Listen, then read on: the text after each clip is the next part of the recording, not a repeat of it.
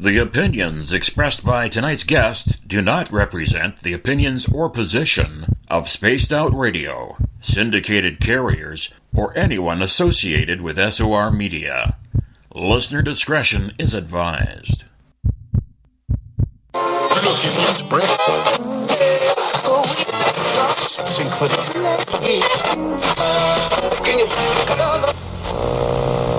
Oh man, there's got to be something to listen to on this dial. This message is being broadcast by the Department of Defense of the Republic. At 2 a.m. Eastern Standard Time, multiple unidentified objects were confirmed to have entered Earth's atmosphere. It is speculated that these objects are of extraterrestrial origin. The broadcast will quiet at this time for your safety. Welcome to Spaced Out Saturdays, as we light the void with Joe Root on Spaced Out Radio.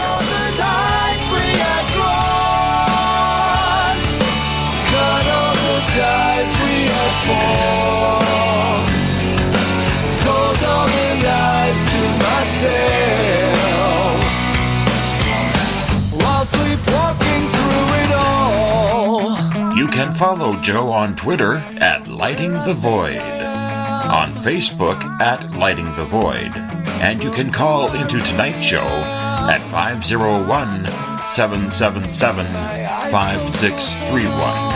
You can also follow Joe at spacedoutradio.com.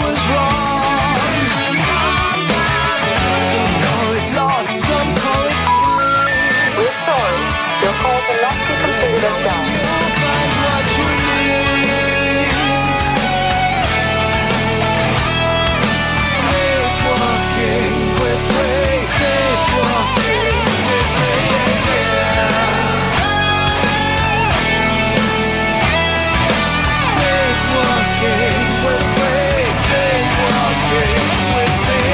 Remain seated, please. Permanecer sentados, por favor. 9, 8, 7, 6, 5, 4, 3, 2, 1. Why don't you talk into the microphone?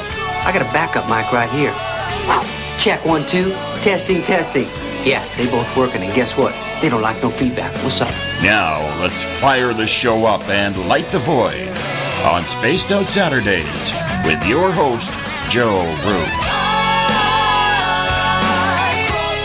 Good evening and welcome to Spaced Out Saturday tonight. I'm your humble host, Joe Root. It's good to have you with us.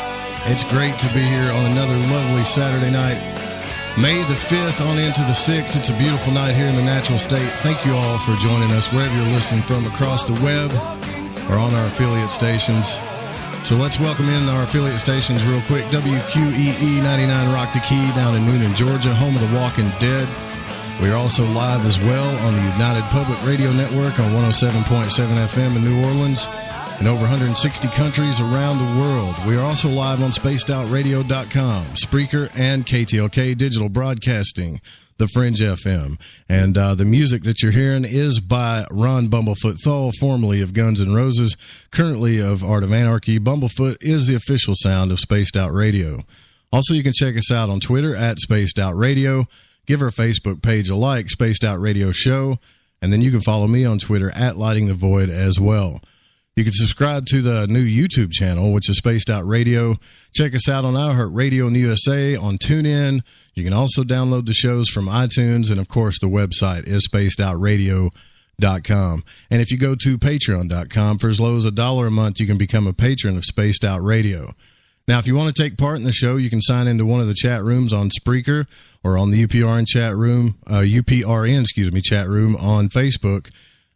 Or you can go on Facebook at the SOR Space Travelers Club. And if you're on Twitter, just go to hashtag Spaced Out Radio, and I'll get to your questions, comments in there as well, any snark you want to put in there. And when we open the phones up, the call-in number is 501-777-5631.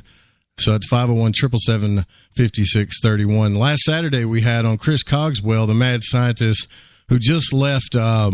He left MUFON, which was an incredible conversation talking to him about that. So if you missed that show, you can check out the archives on Spaced Out Radio or any podcast player.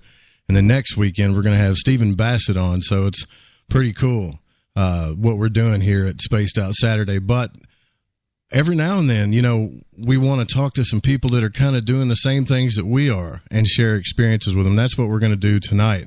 Tonight, we'll be speaking with the host of the Grimerica podcast. Now, I'm sure a lot of you have heard of Grimerica. If you haven't, you're missing out. It's a loose cannon podcast featuring casual conversations with whomever they deem interesting. And they talk about subjects on the fringe. It's kind of like Coast to Coast, but it's more on demand. And the podcast features guests from fields ranging from UFOs to conspiracies, psychedelics, meditation, consciousness, spirituality, paranormal, folklore, and more. Now, let's talk a little bit about each one of the hosts. All right, I'm going to start with Darren.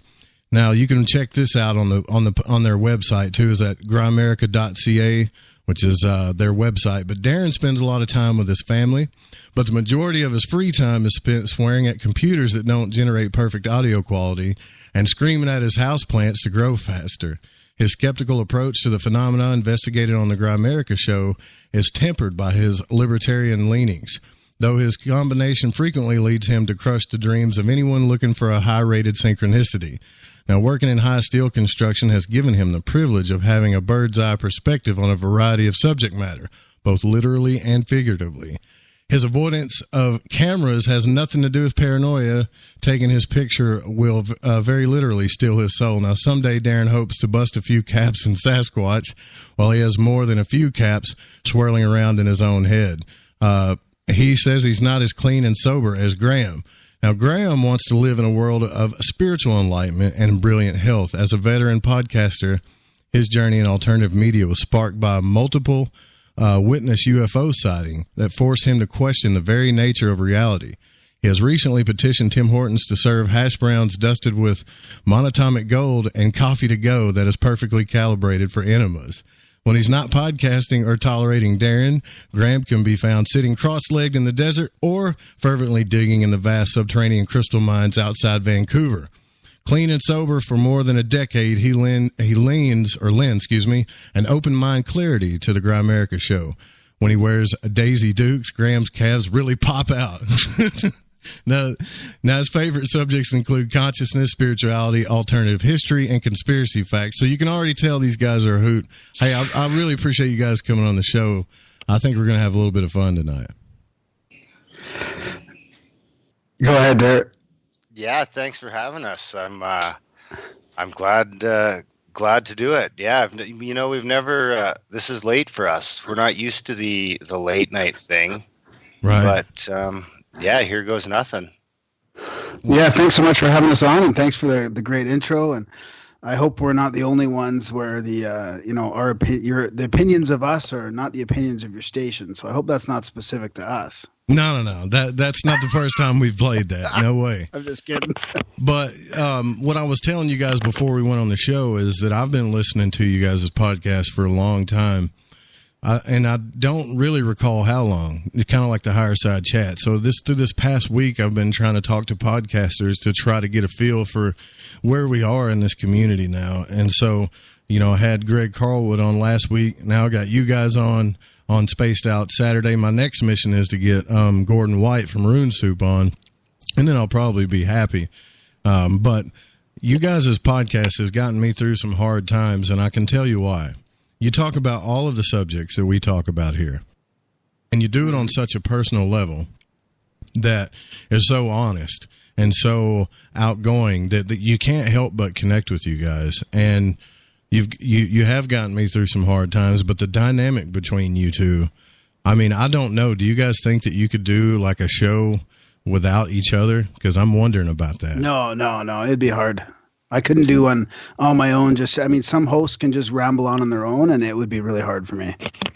Oh yeah, there's no way I could do a show on my own.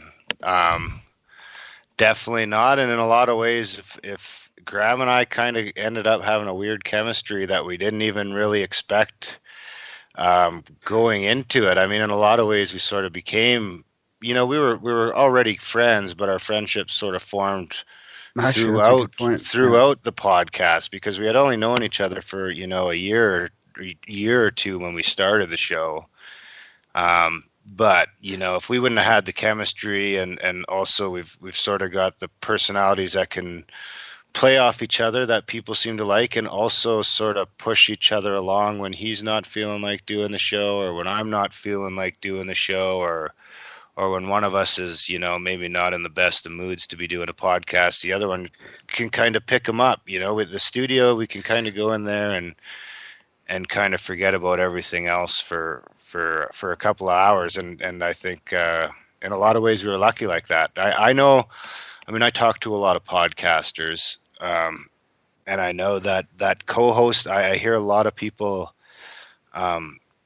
worried about co-hosts and this and that, and right. and I'm kind of glad that that's something that we've never had to worry about. We kind of respect each other's sort of thing. I mean, I know I kind of talk over Graham a lot and pick on him on the show, but we respect each other's sort of boundaries, and we can kind of veto each other, which we never really have to do anyway. But we fight at our other job, but we've never really got into it over anything podcast related that I can think of. Now you're the more of the skeptic, though, right? And from what I gather listening to the show, that Darren is the kind of the skeptic. However, you've had some recent activity with UFOs, which I think is really cool. And Graham is, you seem like you're just open to all of it. Now, is that still how you guys are, or are you evolving into something different? I think we're evolving into something different a little bit. I mean, I'm probably getting a little more skeptical as the days go on, but not too much more. And Darren's probably getting a little more open to certain things as well. But we definitely have found sort of niches of where we want to do a little bit more research and where things, land for each other. But it's hard because when we're doing this type of podcast and we're talking to so many people on so many different topics, it's hard to go deep into any one field of study or one type of research. So tell me about, I want to get into each of y'all's UFO stories first. And you had yours before Darren, right? So you actually had a UFO experience before you even started this whole gig, right? Yeah, Graham? Mine goes back to 1990 in Tel Aviv. Do you want to hear about it? Or Yeah, tell us what happened. Okay, I'll just do the sort of the short version there. I was traveling around Israel with a bunch of backpackers, and we were staying on a hostel in Tel Aviv, on a rooftop hostel in Tel Aviv. And I came up on the roof, and all my friends were in the corner of the roof looking up at the sky and exclaiming like, "Oh, there's a UFO over there, there's something weird." And I ran over to them, and I was sort of trying to get the gist of what's going on. And I was asking them, they're like, "We just saw this UFO and it did this 90-degree turn." And of course, I was quite upset that I hadn't seen it. So I looked up and I was saying, I don't think it was out loud. It might have been out loud. I think it was in my head. I was just like, come back. I want to see you too. And then I spotted it.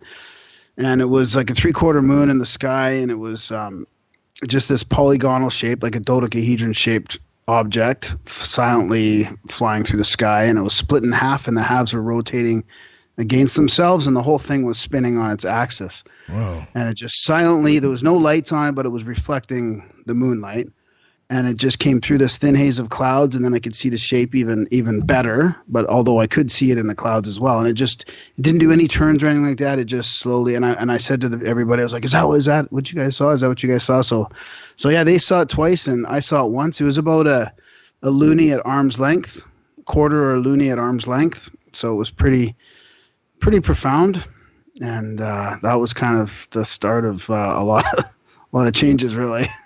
Did you always believe in UFOs, Darren? I think I did. Yeah, I think I was always a big Star Trek fan as a kid. I'm not such a big Star Wars guy, but it's okay. But yeah, I've always an X-Files too, and Unsolved Mysteries back in the day. And I actually remember I had my experience before the podcast started as well. Okay, I thought that you had just recently called a UFO to you. No, that was probably that's me. Graham. Okay, that's Graham right. now. I get you guys CSETI, mixed up sometimes. Yeah, I go out with a group of CSETI type group, meditating in the woods in a new moon, dark sky kind of environment, and we've seen some crazy things doing that as well. So how do you do that? I mean, I've never done it, and everybody's going to be like, Joe, but I really want to know how do you call a UFO? Yeah, I mean, it's just there's some protocols.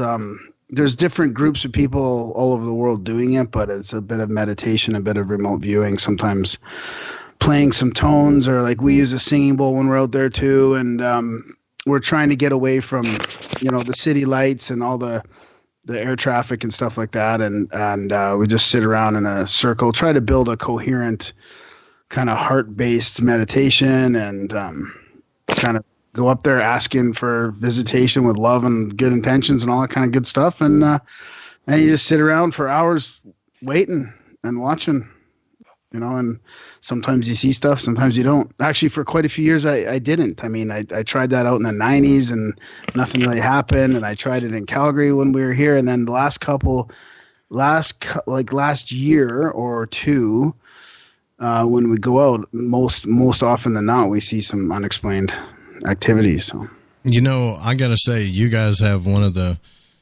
you've got an ongoing Discord chat room, and now I tried Discord out for a little while, but it just took over my PC, so I just uninstalled it. But today, I checked out you guys' chat room. I was going to jump in because I got a confession to make. I've always wanted to play Dungeons and Dragons. I thought it was cool, but I never really I don't know how to play it. But I was into Magic the Gathering and all that stuff, so I figured, why not? Because I heard James Cruz talking about it. So I get in there today, and I jump in this chat room, and it's just full of people. And I was like, whoa, I got a little bit intimidated and jumped out. But you know what it is about you guys' community, your podcast community, is everybody's nice. They're cool.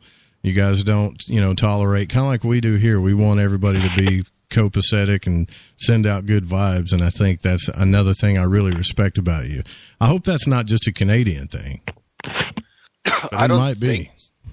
I don't think so. It actually, the good vibes thing actually came up pretty organically because, it's funny because we kind of spun our value for value model off of no agenda.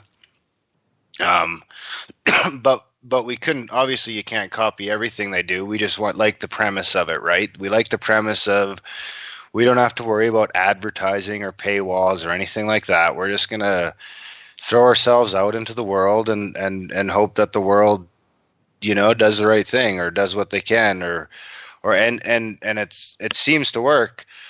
It takes a long time and you're looking at, less than 1%, but if you can grow the audience and things like that, I find that's part of the community. I think that's sort of an aspect of it that the people that are supporting the show are choosing to do so.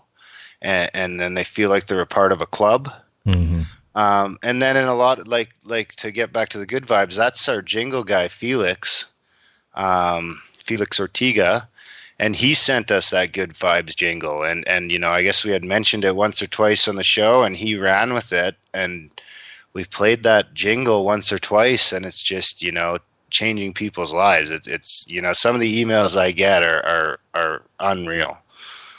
Yeah. Good vibes seem to work. You guys read those emails out. Now you do Darren does most of the technical stuff, which I totally understand, but I wish I was better at, some of the things you guys do really good are the jingles, the structure. I mean, honestly, and you do something that I wish more people do, and I'm probably going to start doing it. It's like, hey, if you don't want to listen to this rant, you can fast forward it. If you're listening to the podcast, fast forward it to this time. But there's been a lot of shows where I'm just going to be honest with you. I enjoyed you guys talking more than I did the guests. Thanks, man. That came about organically as well. We wanted to get people involved. I mean, we didn't really have a plan to do that, but we just started doing this sort of intro thing and getting, reading out listener emails and stories, and it became a platform for people to share their experiences, whether it's like a UFO sighting or a spiritual experience or psychedelic experience, like what we call a trip report. And then synchronicities became a big thing that we talked a lot about synchronicities and people started sending them in, and that became a big thing. And then Darren just started rating them with his third-party Canadian rating system. We just joke around about that. But, it just became a way to, not only for us to ask for support when we decide to go down that route, but also to get people involved. And that's part of I think the benefit of podcasting right now is people sharing their experiences. And that's kind of what I was going to say earlier about, Darren and I starting up. It is a spot where we can be authentic and we can be ourselves, and we don't have to do anything for anybody. Just do what we want to do, talk to the people we want to talk to, and it seems to be working. Yeah, I think I come across sometimes the wrong way. Like last week, I was talking about how I think everybody should do a podcast, and I really admire those people that put it all out there, and it doesn't matter. It's like, some people just do strategies and marketing, and they just want to be, what do you call it? They just want to be somebody. And then you got other people that are just like, you know what? I don't care. I'm just going to put it all out there. And that's what I was saying. I really respect people like that. And I think you guys are like that. And anybody that starts a podcast that's all I was saying is, if you do that, man, just put it all out there, put your heart into it. And believe it or not, and this is something else I was going to ask you guys about, because I'm having trouble with this. Somebody got offended that I said that. So it's like somebody's going to get offended about everything you say sometimes at one point or another. So how do you deal with that? I don't get, other than a Nazi, I don't get too much. I don't get too much bad feedback. But I mean, honestly, for every bad email or bad tweet or things like that, there's 50 good ones. We've been really lucky like that. Like, it's funny. I always tease Graham because every time we get those emails are rare enough that when we get one, Graham goes into crisis mode and wants to change the show. And then I don't believe that. No, I understand what you're saying though, for real, because you get somebody, they're just so upset about something you said, and then you think, man, what did I do? You go back and listen to it, and then you ask everybody else, and they're like, I didn't see a problem with it. So you got to kind of check yourself before you go into panic mode. But I know exactly what you're talking about. We got a bit of crap for doing our black budget feed, but I mean, that's another one where we got a nasty, not even a nasty email, kind of I would call it a rude email, and Graham read it out on the show, and the reaction was, 20 good emails or 10 good emails and 10 new subscribers. So it's like, that ended up working out in our favor quite a bit. We had a lot of people supporting us. So, what do you think that you guys have changed your mind about the most? Because it seems to me like you have all the same questions I do, and you're into all the same things I am. When you do your podcast, you do synchronicities, you read them out loud, and now some of my favorite subjects, especially the one you just did here recently about astral travel. Oh, man, I know that's real, but I can't prove it, but I know it's real. Yeah. I don't need that stuff to be proven necessarily, because there's so many people with so many experiences that, they really do seem real, and they have their own ways of proving it to themselves. I mean, just like that Greg Doyle episode, which happened to be my favorite episode yet, actually. It was mind-blowing to me, and I don't even know why. There was just something about him and the way he articulated his experiences, and all these people have had their own proof. And I mean, I've had my own proof in other areas. So to me, I don't really need the proof. It's just another part of what's going on that's not accepted in our scientific paradigm, which is I think it's breaking open and it's changing. I mean, UFOs and spirituality and extended consciousness and all this stuff is coming out, that it's just science can't ignore it and can't deny it any longer. So I think we're kind of winning that battle, and I don't have any of the answers, and I don't really need the answers, but I know something other than our current paradigm is at play here. But you guys did jump out of an airplane, though. That was pretty cool. Yeah, I wanted to do that again too. But I might go jump out of an airplane again real soon. Yeah. Watching that video on YouTube of you guys jumping out of an airplane was freaking me out. Can I ask you a question? that the myth about how they count to 3, but when they get to 2, they just push you. Is that true? He didn't even. Yeah, he just did like 1 boof for me. It was just like boom, we're going out. Yeah. No time to change your mind. No time to put your arms out. You guys didn't change your mind or say, I don't know if I want to do this or not? It was fine. Actually, they said we were both pretty casual about it. We were both saying that. Yeah, there was no fear around that really for some reason. Well, that was weird. We got some kind of big brother tapped in right there for a second. I don't know. So we didn't really answer your question, though. I mean, I think for Darren is changing. I think he's changed, or I think he's opened up to some. I don't know if I want to call it like magic or occult or law of attraction stuff or affirmations, but I mean, I think, and he can speak to it a little bit more. But I feel like he's opened up in a lot of ways to some of the spiritual stuff. Yeah, I've opened up definitely to some of the. Definitely the affirmations and the intentions and things like that. And I mean, we've had John Brisson on, and I mean, that guy's changing lives in a lot of ways, in a lot of positive ways, for a recent one. But definitely I haven't got into the occult at all, but I've noticed some intentions working and things like that. And a lot of the spirituality stuff is starting to make a little more sense. And I could even see us down the road. I could see myself anyway starting to take more of an interest in some of those religious subjects that we've kind of shied away from like for what? now, because just even, we don't really go near Christianity or anything like that. Right. But I mean, there's a whole bunch of stuff there to unpack. And I've been talking to Garrett, and he's got a couple guys that get into that occult Christianity that I wouldn't mind taking a look at. But I don't know if it's by design or unconscious or what, but we don't really go anywhere near religion. And I've been reading a lot of Peterson lately and things like that. And I really like that concept of religion, and these religious stories and epics being more of a collection of stories from a forgotten civilization. I would, like a pre-flood civilization, kind of more as, less as divine word and more of as a collection of something that survived, of things that worked for their, almost like a rule book or something like that. So I think that's something I wouldn't mind taking a closer look at in the future. And that kind of all lines up with that pre-flood stuff. And I'm pretty sure that by the end of the year, and if not by the end of this year, definitely by this time next year, the Randall Carlson impact stuff is going to be undeniable. Well, yeah. Well, another thing that really scares me is I've talked to Robert Schock on my other show, and his new book is about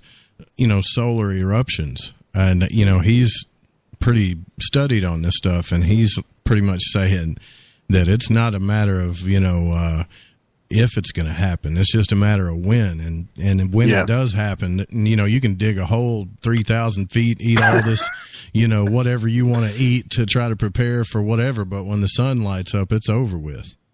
Yeah, it's over with. And the only safe place is the place that doesn't have all the technology, like, Africa and South America. That's, the rest of it, all this technologically advanced, like North America will be a mess if we have another Carrington event. Gosh, I hope he's wrong. I'm actually saying I hope Robert Schock is wrong, but, I highly doubt he is.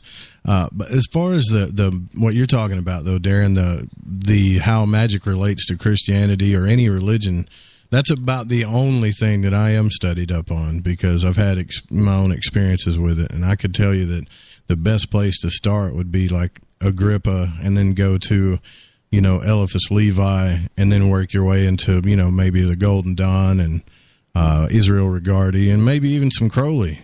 And you can definitely see the paradigm there and all that religious symbolism and stuff. Yeah, well, I'll write those down. Well, Darren, you'll have your chance this Wednesday. We're talking to Jason Louv about his book. Oh, yeah. About John Dee and all that. Is that the John Dee book? Yeah, but he's also got connections with geopolitics and the occult and religion. And religion is in there as well. It's pretty mind-blowing stuff when you hear him articulated. So you'll have a chance there to dig into it a little bit. Yeah, Jason, that ought to be a good show. You guys, if you're into that, you want to check that out too. Jason Louv is well studied in this stuff. I used to take his courses on his website about that. So he's actually promoting his Enochian course right now on Enochian magic, I believe. Yeah. Nice. So that stuff, all I'm saying is that stuff is real. You know, I think it's real just based on my experience, but it gets a little spooky sometimes too, you know. Yeah. Yeah. Because, and I'll tell you why. And if you start dabbling with it and you're into astral travel or anything like that, you're going to start seeing these beings show up and they'll freak you right out, man. And supposedly you're supposed to be able to not be in fear and kind of move through it, but I totally failed that test. Can you tell us a bit more about that? Yeah. Well, you know, many people have heard me talk about the hooded being that I saw over my face, the shadow beings that pushed me back into my body and stuff. And these things were, you know, are coming out around a time when I was kind of dabbling, right? And when I say dabbling, I wasn't invoking demons or spirits or evoking anything like that. All I was doing was practicing the basics because, well, let me start here. There's no beginning course for magic, just like Lon Malo Duquette would say. You just kind of have to, you jump in. But I actually did find a book by Liam Thomas Christopher, who has a book that starts you from the beginning all the way through your life. It's just like a magical course for your life, you know. And I was doing what they call banishing rituals, you know, meditation, focus stuff, practice. You know, they have you practice on visualizations, have you practice on training your mind to do a lot of things. And then you go into what's called the banishing and clearing rituals, which most people think you're taught that, hey, this is just going to get all the bad stuff away, right? This is just going to make your place clear and it's going to get all the bad stuff away. What really happens, though, if you believe in this astral realm, when you do those things, it kind of lights you up like a beacon. So if you can imagine, I don't know if any of you guys have ever been to a pond and you've thrown bread into a pond or any kind of food into a pond and all these brim and little fish come around it. That's what happens in the astral realm to you. And so everything in their brother comes out and just starts poking their head at you. Like, what's going on over here? You know? And it wasn't cool, man, you know? And I was reading through that I'm supposed to, you know, just kind of pass through this stuff. And I was like, you know what? I was having a lot more fun when I thought I was flying and stuff. This isn't cool. Because now I'm having to fight these things or hope I don't see something. And it was a really real experience for me. You know, it freaked me out. Was the fear unreasonable? Was it a real deep fear? Or because you know how you hear this fear that seems, you know, like crazy fear, unreasonable fear. The one time when that thing was over my face, it was because it's just one of those. You guys have always seen a horror, you know, and you watch the horror flick and the buildup comes and then that weird looking face comes out that it's not supposed to be like that, right? And your heart speeds up. That pretty much happened to me, but it was real. It wasn't in a movie. That was when it became unreasonable. Now, how am I supposed to pass through something like that? And then I've had other people like Jason Quitt tell me, well, these could be, you know, beings just telling you you're not ready to move on and they're just trying to help you. And I'm like, well, shouldn't they be a little bit more friendly about it, you know? Yeah, exactly. And it's hard to handle it like Greg Doyle, who we had on that show recently about astral travel. And, you know, I mean, he had that battle with that entity for about a week until he somehow sent love through his heart or whatever it was that he did to finally get out of it. I mean, that's pretty intense. But I mean, and I don't know if I could have the power to get through that stuff either. No, or the compassion to. You know. Yeah, you don't know till it happens. Just like everybody talks about, well, if I was in a fight, I'd do this, this, and that. You know, it's kind of like hearing somebody plan about their fight they're going to get in. And just like Mike Tyson says, everybody's got a game plan until you get hit in the mouth, you know. But I'm just curious while I'm saying this stuff, what do you think when I'm saying about what happened to me? What are you thinking, Darren? Are you thinking, just curious about your thoughts on that? Well, first off, I don't watch horror movies myself. I'm just not into that sort of, I don't know. I don't like the way it makes me feel.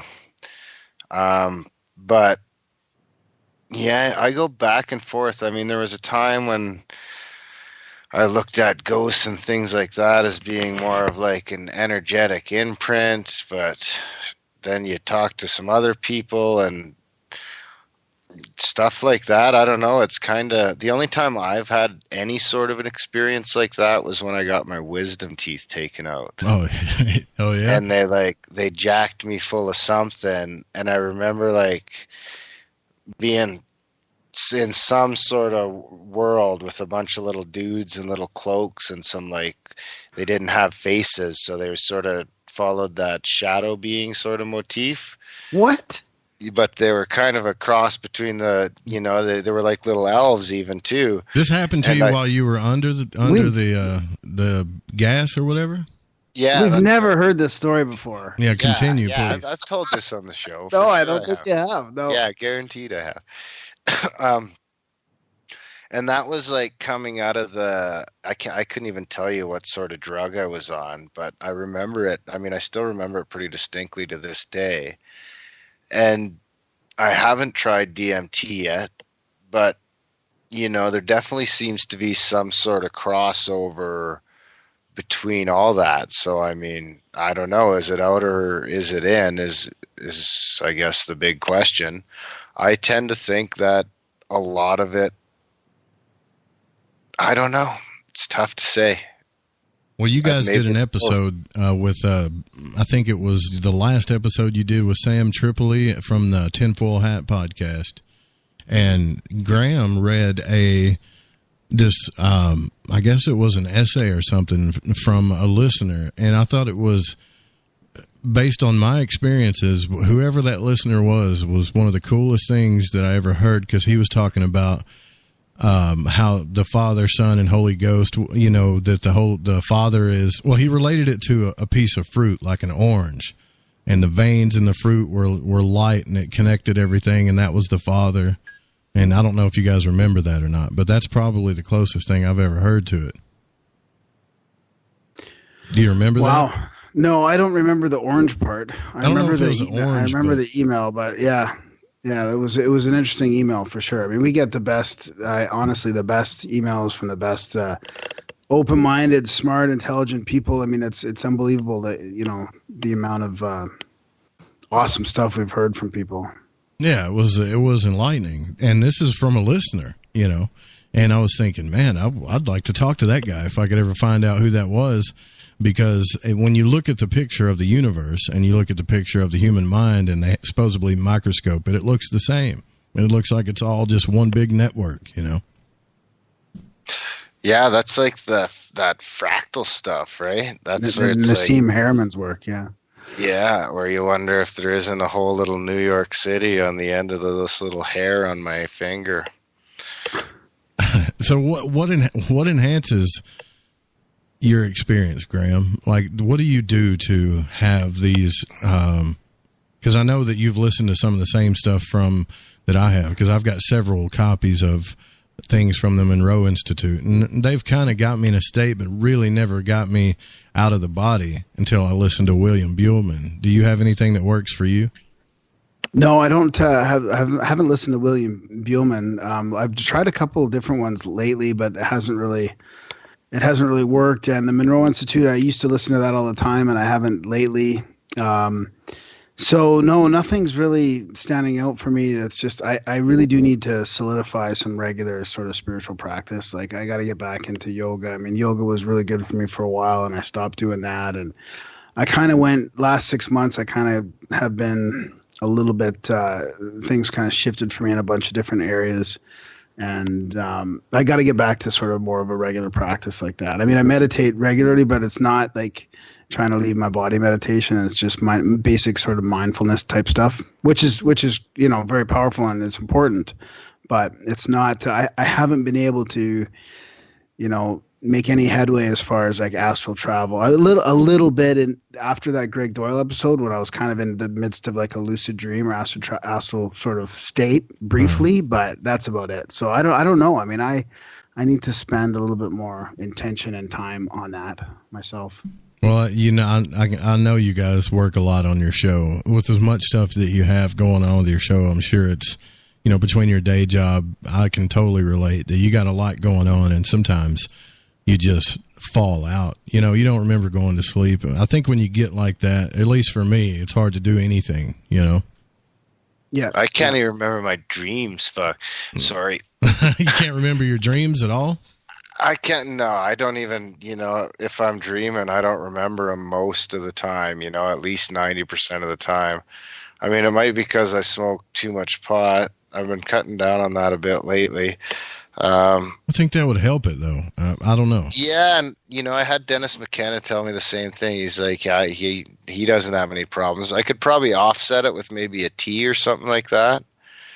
I should get back into dreaming, but yeah, I definitely don't. I don't remember enough of my dreams, so I've definitely never gone out of body or astral or none of that stuff's happened to me. Like that's all. Other than the dentist chair. Other than, well, that's, to me, that's, the mind, maybe. Or they gave me drugs, right? They injected something into me. I don't know exactly what it was, and I can have the same sort of experience on LSD or mushrooms, or, I've had some out of body ish, or definitely feeling like I'm not a part of my body when I'm on entheogens. Right. One thing that really did work for me back, I think it was around before the podcast even started. I mean, it did seem like quite a long time ago, 4 or 5 years ago, was a sound and breath workshop with a bunch of ancient instruments like didgeridoos and chimes and drums, and then in this breath workshop, and where I could physically feel the Kundalini or chakras spinning and opening up, and the way that whole thing happened with a healer in there and with a didgeridoo, like, it was pretty mind-blowing experience to me, because I'd always sort of known about chakras and that kind of stuff, but to physically feel them open up and connect and spin was a pretty profound experience. And some people, I think, in that workshop or those types of workshops were able to leave their body. It was more, for me, it's more of a physical sensation thing. That's kind of where I feel it, is in the shivers or the. You felt your chakras open up and spin? Yeah. Wow. That was profound. Yeah. How did you get to that point? I mean, I'm not trying. Well, it was a guy. Just said it, no. I mean, it was, so we're lying down doing a breath work, and there's all this ancient instruments pumped through a Bose sound system, so you're vibrating from the music as well. And then this guy walks around the didgeridoo, and he actually, it's crazy as it sounds, he kind of popped my root chakra. Like, he did something with the didgeridoo, and it activated my root chakra, and I was like, "Holy fuck, what was that?" And then, whoa! And then, did you buy a dinner first? I don't have a sensor button. And then that moved up through my next two chakras, and then I was still like breathing through it, and I could actually feel them. And I was like, "That's very interesting." There's like, I can feel them spinning. I can actually feel them there. And then this one of the ladies came by and put this crystal into the top of my head, and she was doing her little crystal healing thing, and I felt my third eye and my head chakra go. Like, and I felt them start spinning, and I was like, "That's interesting." Now the only one that's not is my throat and my heart. And sure enough, so I was focusing on those two. Sure enough, the next guy came down, this sort of hands-on healer guy, and he put one hand on my throat and one hand on my heart, believe it or not. And then he did his little thing, and he pulled his hands off, and they opened up and started spinning, and everything kind of connected. And then he went down to check, sort of, and then he popped his hands back off, and that was it. Like, just whoosh, flowed right through. Like, so somehow, I don't know if he knew that those two were blocked or whatever, but they all opened up, and to the point where my whole body was vibrating. So that was probably the most profound, sober experience of that type. How do you relate that to somebody? Really? I mean, what you're telling me is probably not even remotely close. I mean, it sounds close, but I wish I could do something like that. I really do, but it seems like they have to have a lot of help. Maybe there's something wrong with us. We should be able to do that naturally, right? Exactly. Well, I think now looking back, I didn't think about it at the time, but I think it was a Kundalini awakening. It was something like just getting that energy flowing through the chakras and through the body, and that, but I need like 3 people there to help me. It's not like I could just lie down at home and do it. It's intense, man. So just get some mushrooms, bro. That's what I was going to ask you guys. And obviously we're not telling you guys to go out and eat anything. Obviously I can't. I'm too afraid to. I did when I was younger though, but I'm telling you to. Can I get in trouble for that? Well, no, because we have the disclaimer, so that's whatever you're telling people to do based on it's not the opinions of this show or the network or its affiliates, but we do want to know your opinion on it. Well, I don't know. Yeah, I think it's good for you. I really do. I think the world would be a better place if the people that were running it all had, a little bit of mushroom tea at least once. Maybe right when they were finishing up high school, before they started bombing other people, they could have just maybe packed some flowers in there or something. Well, people always say we'd have a better world if the presidents, I've heard Rogan and other people say that we'd have a better world if some of the presidents would, do this stuff. But I'm pretty sure they already have for the most part. I think at least everybody I know has done it once or twice in their life. But are you saying like maybe we should do it every once in a while for some kind of reset? I know there's some pretty hard research on that. Yeah, well, I think right now MAPS is doing some crazy stuff and they're having a lot of success with PTSD, and people are doing microdosing to get through PTSD and stuff like that. And not only that, other people are doing, a gram or two of psilocybin now, and they're people who are depressed, and for 6 months, they've got no depression, and they're not on some sort of SSRI that's half keeping them not depressed and the other half taking away their motives not to kill people or themselves.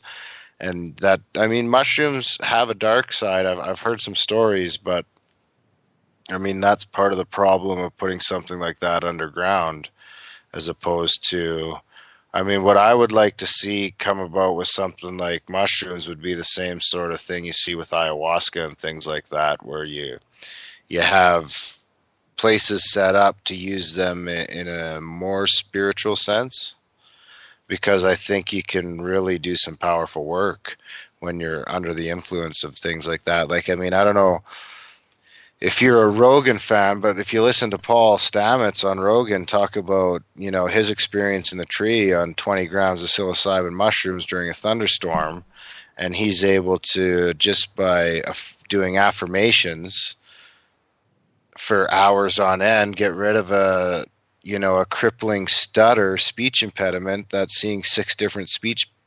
therapists over his life couldn't do anything about. And then he eats a bunch of mushrooms, climbs a tree, loses his speech impediment, and becomes the world's foremost expert on mushrooms. That makes me think, now is sorry to interrupt, but now is actively involved in patents involving mushrooms that he says could save the bees. Well, sometimes I wonder why we can't do that. I think something's wrong with us. Why can't we do this stuff naturally? Shouldn't we be able to do these things naturally? You know what I mean, Graham? Yeah. Well, you can. It just takes a lot more work, I think, and it takes. We can't be as distracted as we are, and it's just. I think this is what a lot of the teachers and the gurus have showed us over the years, like the Buddha and whatever else. I think there is a lot of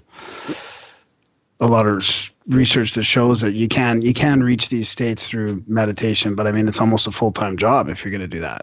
It's like the kid that's got, they want to shove Ritalin down his throat to fix his problem, but maybe we can get down to the base problem. But see, there's some controversy there, because medically, maybe it is a good idea. I think it was Dennis McKenna, or wasn't it Dennis McKenna? Whoever was, they wrote about the food of the gods. That was Terrence McKenna. Terrence McKenna, that's right. Yeah, no, I get them confused, but that was a very compelling story, and I think it helped our evolution, possibly. Yeah, that's a definite possibility that these mushrooms growing on ancient dung piles actually helped apes become self-aware and start thinking on a bigger scale and are responsible for where humanity is today. And if that's the case, then these mushrooms, you know, you're not reaching the same place with this spiritual practice. You're going back to, you know, these. Then if that's the case, then we're talking about something totally different. Then these mushrooms are much more profound than just, you know, you're meditating is, I guess, the same thing. But if there actually turns out that they're part of our evolution, then I'd say it's harder to reach that same plateau. You know what if that makes any sense? Oh yeah, it definitely does. I think that we're on to something with that. I'm just, to be honest with you guys, and if anybody knows me, I'm just afraid of it. I can't even. I can barely handle strong coffee. You know. So yeah, when I mean that's on the large, you know, super large end, which is, you know, a lot of people would probably call fringe, and I would probably agree with them. But I think it's when you start looking at the work of Mark Allegro. I think it's Mark Allegro that wrote the Sacred Mushroom and the Holy Cross. That's a lot closer, I think, that these mushrooms are, you know, going to turn out to maybe play a bigger role in the birth of a lot of these faiths. Yeah, maybe. I mean, I think that a step in the right direction would just be teaching mindfulness in schools. I mean, the research, the benefits from mindfulness, I mean, there's so much research out there now, too, that just show all kinds of cognitive benefits. I mean, teaching that in schools would be a start for one thing, instead of just putting them all on drugs. I mean, you know, just being aware of your thoughts and and having some control over, you know, the presence of mind and all that. It's very important. Oh, for sure. I mean, more like Moses' burning bush and things. No, like yeah, that. yeah. I agree. No, with you there, no kid should be on any Ritalin ever, as far as I'm concerned. Yeah, I know my dad took me off of that when it helped me. I think I read my first book from front to back when I was on it. I read The Hobbit from front all the way to back when they put me on Ritalin. And then when my dad took me off, I couldn't even read a Dr. Seuss book. So, but I think it's, you know, I probably could have exercised more or something to get that out of me. You know, who knows? Well, maybe you shouldn't even be getting that out of you, man. Maybe that's just your personality type, that you shouldn't be stuck sitting at a desk for 8 hours a day. True that, because I'm already feeling the health problems of that right now. Exactly, we all are. I mean, there's people that are saying that sitting could turn out to be the next smoking, and they had us sitting in desks 8 hours a day. Yeah, I got to go to the doctor Monday because of that, man. So and that's your natural body saying, no, I don't want to do this, and we fight it by jacking some pills down your throat. That's probably what he's going to give me, is a bunch of pills, you know, when I get there. Oh, yeah, so you got some swelling in your legs, huh? That's never happened before. That's no big deal. I can hear them right now. It's just from sitting in the chair. Here, we're going to give you some water pills, you know, and we're going to, but, you know, here, your body's not supposed to do that. Something's wrong when that happens. I shouldn't be wearing compression socks when I'm 36 years old. It doesn't make sense. And I'm really kind of embarrassed to say that, but it just proves what you're saying is right, I think. I'm more of a, you know, if I get hit by a car, take me to the hospital for sure. But I don't know, especially some of these pharmaceuticals that we're coming out with and have been coming out with for a long time now, and the whole vaccine game and stuff like that is deeply, deeply, deeply flawed. So did you guys, before we go into our first break, with this recent passing of Art Bell, did that devastate you guys as much as it did me?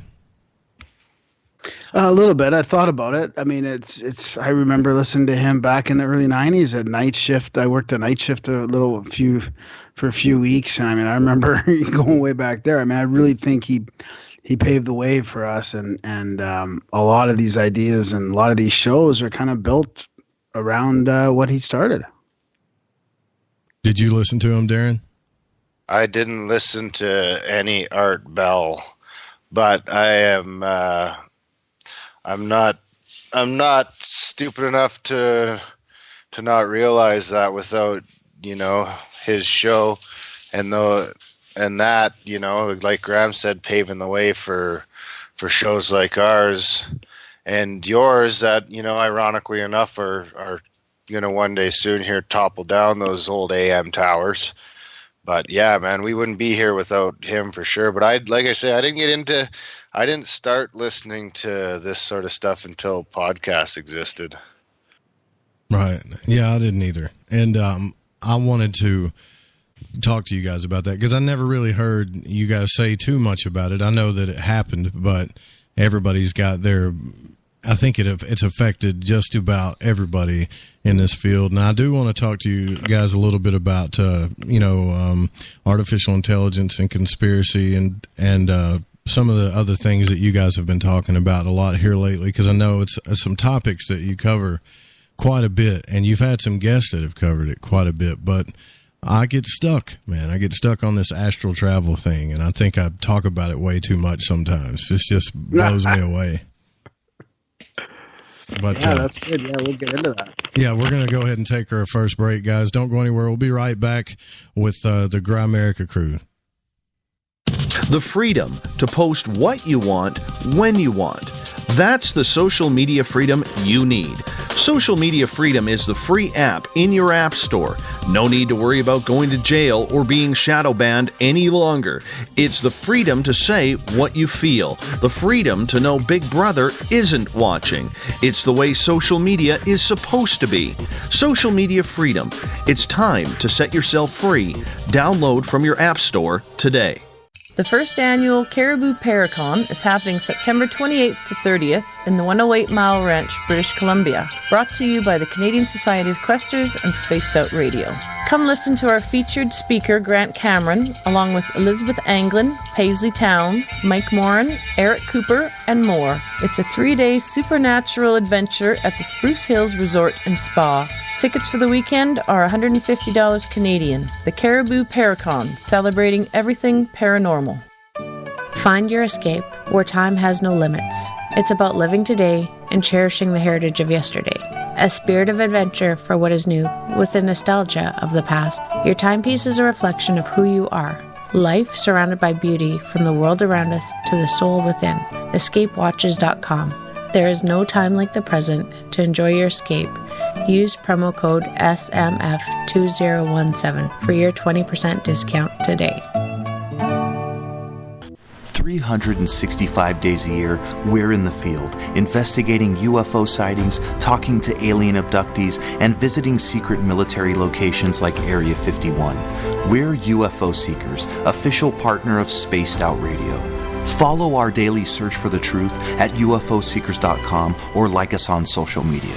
Catch us on Spaced Out Radio every third Monday of the month as we discuss Area 51, UFOs, and more. And also, don't forget to subscribe to us on YouTube. It's paranormal news at its finest. Welcome to The Encounter. At spaceoutradio.com, The Encounter Online is SOR's trusted news source for everything weird and strange going on around the world. This is news editor Eric Markham. Our team of journalists are scouring the planet for those strange stories that rarely make the mainstream. No fear-mongering or fake news here.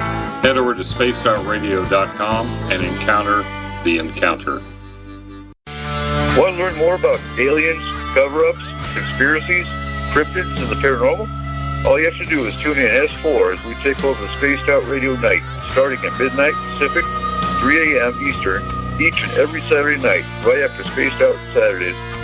Hi there, this is Eric Cooper from Forest Moon Paranormal. Join me, Corey Ruiz, and friends as we discuss the hot topics of the night. It's fun, entertaining, and as dark as the night. Find us at spacedoutradio.com. Are you an experiencer? Have you had run-ins with strange creatures you can't explain? ETs, Dogman, Bigfoot, werewolves? They're enough to scare the daylights out of anyone. Hi there, I'm Butch Witkowski from Euphoria Cop. And on the last Monday of every month, you can listen to me and the host, Dave Scott, talk about the weird and the strange being reported on Spaced Out Radio. I'm going to bring my investigations and sources, you bring your experiences, and we'll figure out the rest together. Strange Days on Spaced Out Radio. Come tune us in at spacedoutradio.com. Do you want to know what's really going on in your world? Do you have questions about who you can trust in the mainstream media? Then look no further than the Rebel Planet. Come get the straight answers right here at spacedoutradio.com. Join me, Jamie Sexton, creator of Rebel Planet News, as I fill you in on the stories behind the stories. All you truth seekers, be sure to tune in to Rebel Planet on spacedoutradio.com the third Thursday of every month. Heading to Vancouver and looking for some great nightlife? The Moose Vancouver is the place to be. Catch a game on one of the big screens or just come rock out to your favorite 80s and 90s hair bands. Great food starting at $6.95. The Moose Vancouver is open until 2 a.m. nightly. It's easy to find near the corner of Nelson and Granville. The Moose Vancouver is the official rocking bar of Spaced Out Radio.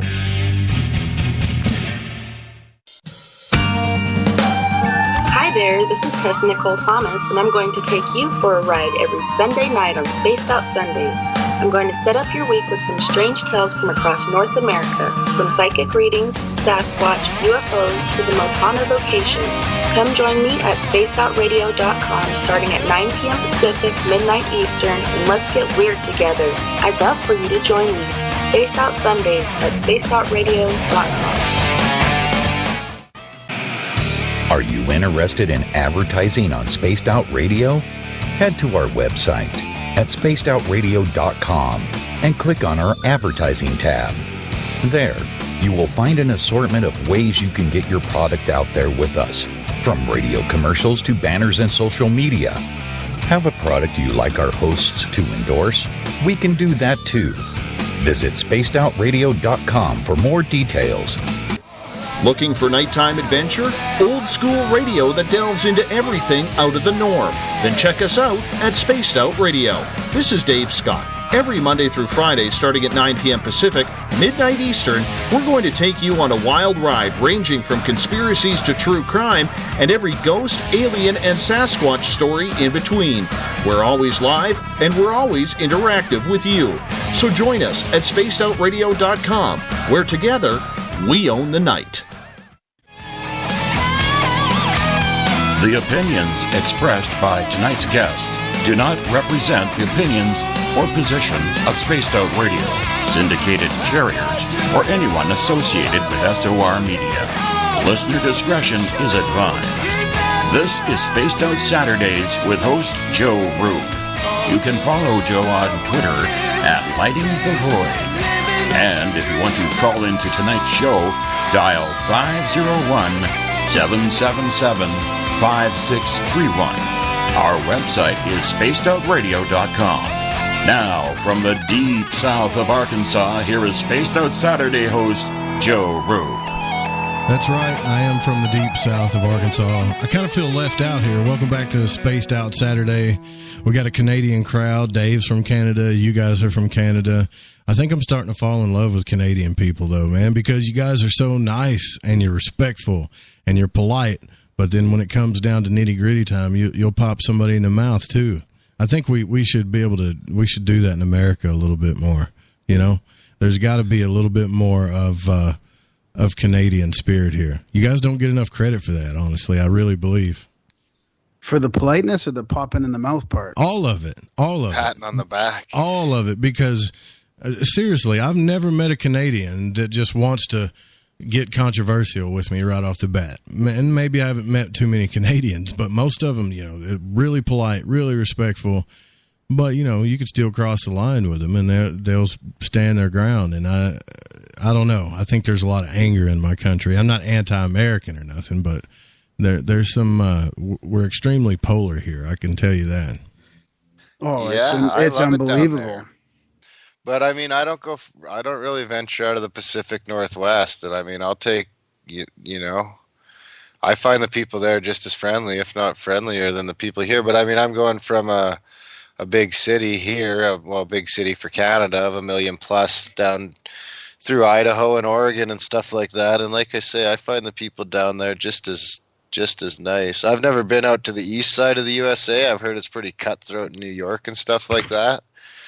But man, the Pacific Northwest and Northern California and all the American people that are in our chat room, because like our chat, you know, out of the 300 people that are in there, I'd say 200 of them are 200 plus are American. And I mean, they're just as nice or nicer than anyone I know here. Yeah, it's like I think it's just there's so many of you. Well, yeah, we're so quick to let's boycott somebody. Like, really, let's have a discussion first. There's people that are upset with Scott's view on guns, and I have the opposite view that he does, but we can have a discussion, about it. We can just talk about it, and yet some people just want to jump on one side of the fence and just start a war about certain subjects, and it's crazy to me sometimes. But I guess that's human nature. Is that still I don't know if it is. I don't know if it's human nature. I feel like it's partly it's social contrived media. or organic or social engineered or something is going on that's not. I don't know. It's crazy down there how polarized you guys are getting and how people are just seem very hypocritical these days about being opinionated when they really don't. They're not looking at the full picture. Right. Is it like that on the street, though? Is it like that when you go? Because I think it's just a lot of hype. Because, I mean, I think the social media and the media itself are doing a real good job of making it seem like that. But then from the people I'm talking to, when you go out someplace, wherever you go, you're not seeing it. The boycott stuff is pretty scary. Right. Because, I'm not a big fan of that sort of social justice stuff. Or suing somebody as fast as you can. Let's get a big lawsuit going on here. That stuff wigs me out too. I think you're trying to say virtue signaling, Darren. Virtue signaling, yeah, exactly. But the social media, I think that's where you get into that shit that the Unabomber was saying way back in the day, that over-socialization was going to cause a problem. And I mean, maybe it is social engineering, but I think in a lot of ways it's human nature to just lash out. Well, I've had a lot of listeners tell me and message me that they've had to restart their Facebook feeds, I think 3 or 4 times. I know Jason Quitt's page just got hacked, and they're not even, they can't even talk about certain subjects like Standing Rock, even some UFO subjects, and they're getting, like, they've even shown me screenshots of messages, you've broken company policy or something, and I'm thinking, that didn't used to be like this at all. Yeah, that's the scary part to me is that, they come across as open platforms, but they're censored and they're pushing agendas and who knows what's organic and what's not on those things. It's getting crazy, I think. I mean, I think that's going to be, I don't know. I hope that people start to see through it. Yeah, I don't know. I think they're over, man. I think they're going to go the way of MySpace here real quick. I kind of thought that like a month ago, but I think even in the last month to 6 weeks, that we're past the tipping point and they're officially on the way out. I mean, that might just be because I'm off Facebook and I'm about a couple weeks away from handing over control of the Grimerica Twitter account, because every time I go on there now, I just find my blood get boiling, and I can feel my tension going up over shit people are typing into an app, and they're people I'll never meet, and they shouldn't be affecting my daily mood. So Twitter for me has gone right now, while I'm still in control of it, all I'm really doing there at this point is posting our content, and that's it. I'm not looking to really engage. I might look at our mentions and see if some listeners have tweeted, and then I'll always, give them a like or reply or a retweet or something like that. But I'm not looking to get involved in any discussions anymore. I'm not looking at any news stories. I'm not looking at anything trending because I'm not interested. And I don't think I'm alone in that. So do you guys just stay within your own community now, like on your chat rooms or whatever?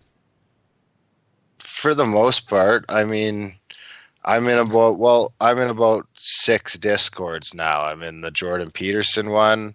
I'm in the Cruising with Steak one. I'm in the Grimerica one. I'm in the Healers. The John Brisson one. Yeah. I'm in the John Brisson one. So I'm in a couple. There's the THC one. So there's a couple different chat rooms there. But yeah, I mean, to be honest, I'd rather just have that time back to do other things than Telegram's been I don't know, are you guys familiar with Telegram? I've been trying to use them, but they've had governments like Russia, I'm talking about whole governments trying to shut them down because they won't release their APIs to them. No, I've never even heard of Telegram. Yeah, we've heard of it. It's one of the safer apps to use for that. It's like Signal and Telegram, and this sort of similar thing. Yeah, I've got I Signal. believe. Yeah, so they've Discord works so great though. Like, I mean, it really works well. I don't like the size of the font. Well, what I'm worried about, I need to have my glasses on to read Discord now. What I'm worried about, honestly, something that you guys have brought up is the artificial intelligent aspect of these devices and stuff. You know, because we think that.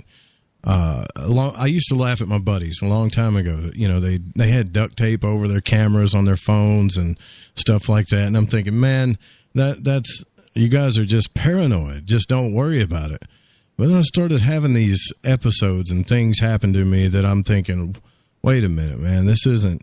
How do they know I'm doing this stuff? I didn't even type it in or talk about it. I didn't buy anything. All I was doing was talking about it. Are they listening to me? And then, not too long after that, an article comes out about how Facebook and Google, their machines created their own language that no one could understand, but they were communicating with each other, and the companies themselves got so freaked out about it that they shut it down. Yeah. You know, so I was thinking, okay, so now these things are creating their own language, but we think that we're safe behind all these devices. I'm not looking at, you know, Terminator, they laugh at that, but I think, you know, Skynet could become self-aware if we keep going down this road. I don't think that's a remote possibility in our lifetime. Maybe not in our lifetime, but you do know that Elon Musk, which is everybody knows who he is, right? But he went to the United Nations and warned them about it, especially when it came to the military. He said we've got to cut this stuff off at the head because these things are going to do whatever they want to do. Those robots are friggin' crazy looking though. What is it, Boston Dynamics or whatever? Yeah, the quadricopters and the you know, they can fly in perfect formation. They can react to anything, and they're like little bees that you can send out, and as many of them as you want. So imagine in 20 or 30 years from now, seeing those things flying around in your yard or whatever, because they already have, at least in the United States, they already have jurisdiction to do that. Like if the military wants to fly drones around here in your yard or wherever, they can do it.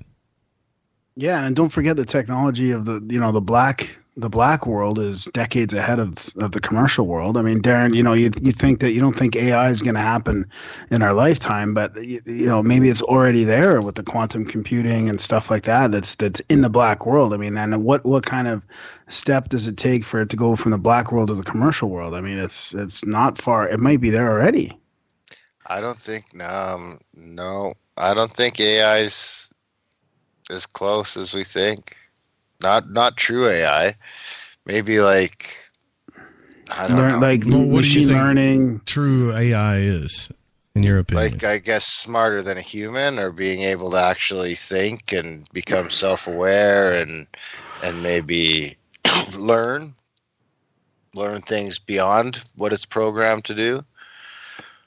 So just not trying to be combative or anything, but you think that... Oh, no, I enjoy it. Okay, so you think that when these machines, or when they turned the switch on to this artificial intelligent thing, I believe Facebook did it first, not Google, and it created its own language that nobody understood and was programming itself, that's not artificial intelligence?